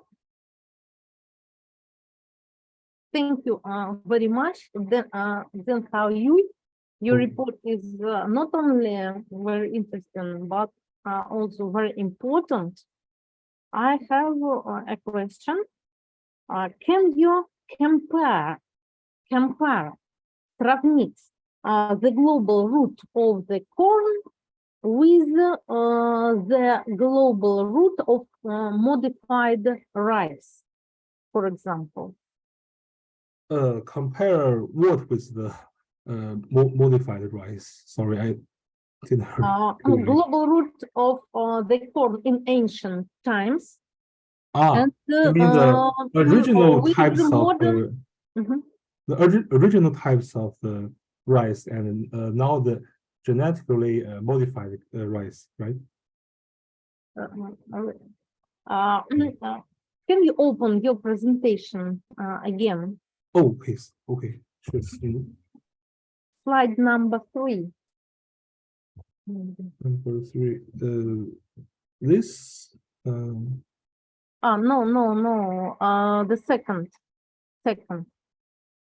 Slide number 2. Okay. Number 2. Sorry. I have to open it here. Yeah. Now show it again. Number 3. This or Number 2. This. Second. Number 2. Yes. This is number 2. Yes.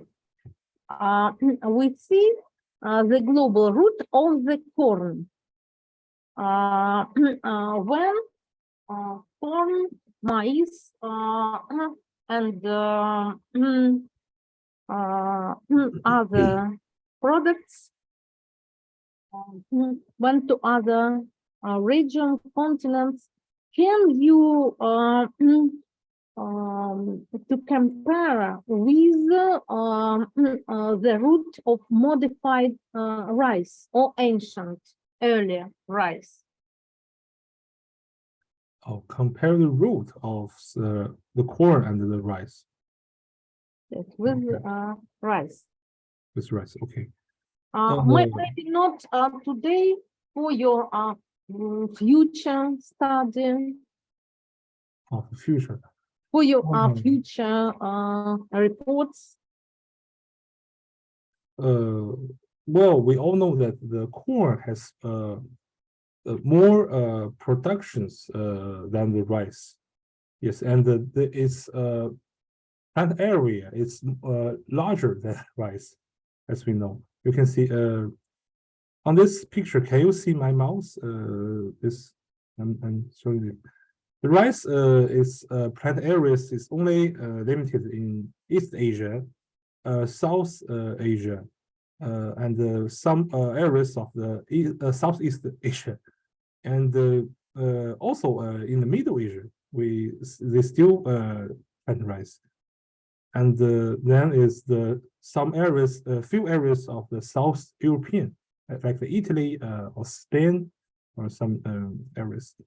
But for other parts of the world, other regions of the world, they have no suitable environment for the rice plants. So, but instead of it, the corn you can plant almost in every region of the world. Yes, you can see a full of the North America and the Latin Americas. Then now in China, we also have many corn plantation areas. So I think in the future, maybe corn and like tomatoes or the potato, kartoshka is more suitable to be the main food than rice during the around the whole world. for people. Yeah. How you? May I ask you one more question? Okay. Please open slide number 4. This. 4. What? How do you think? What is the most important object of this trade? Silver, slaves, or cotton? Oh. Well,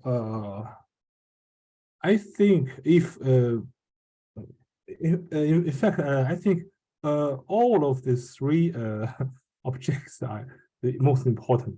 But if you have to make a choice, in my opinion, I think it's the slaves, because if no the slaves, there is no cheap labor resources to create the cotton, sugar, tobacco, and the force, and then it trade it to the Europe and translate into the manufacturer goods, yeah, and develop the Europeans industry and economic, yeah.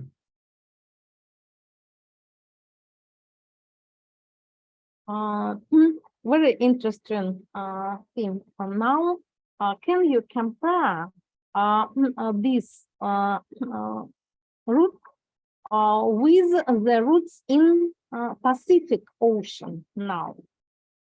Pacific Ocean. Oh, Pacific Ocean. you mean nowadays? Is there some similar triangular trade now? Not in modernity, but now, in our times. Now times, I think it has the similar situation, like especially in the South East Asia areas. It's more likely the Africa in this picture. They outports, not of course not slaves, but the labor resources. But labor migrations. Yes, labor migration. Labor And, migrations. the Americas, of course, like the Europe in this picture, they have technologies, they have industry, they have economic basis, and for China, Korea, and Japan, it's more like the North America in this picture. You see, we maybe don't have the best technology, but we still have many resources to create some advantages in the globalization campaign. Like we have many like land resources, natural resources, and some nowadays in China we already have many famous international or transnational companies, yeah, and many of these companies, they are the lead, can be the leader in their field.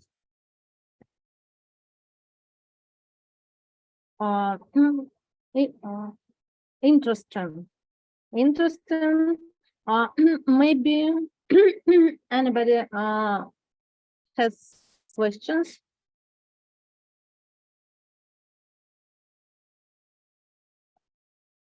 Thank you very much, Zhenhao Yu. You may write your text and send it to me for publication. You have maybe 4 weeks to write your text if you want publication. And all of you, if you want to have publication, you must send me your text with links with references, and it would be published maybe in autumn. Thank you very much. That's all. Yes, maybe I don't I see. think so. question. Yeah. Thank you very much. How are you? And thank Sorry, you. Professor. Sorry, Professor. If we want to publish, so we should send you the text. Right? Yes, yes. You prepare your texts. You have several weeks for this. Several weeks. Maybe to prepare the month. text. Maybe month. 1 month. In 1 month, right? 1 month. Okay. Max. Understand. To the end of May. You End will of May. Okay. the end of May. Okay. And now, Shenbin, are you here? Shenbin Hao. No. 盛文 is finished. 曹盛文 is finished. 他在叫盛文浩。不是小曹盛文。Now we will continue some reports next time. Now you must question all of our speakers who want to discuss with anybody.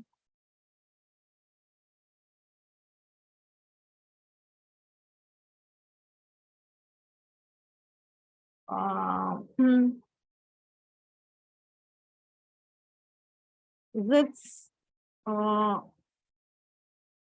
it was sorry, but it was the last report for today.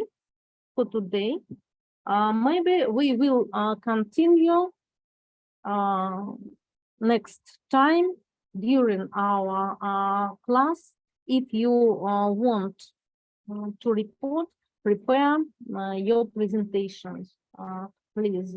And now I think Xin Chao, Yubin, Hao, Zinyan, Shenwen, Hui Min, and Hao Yui.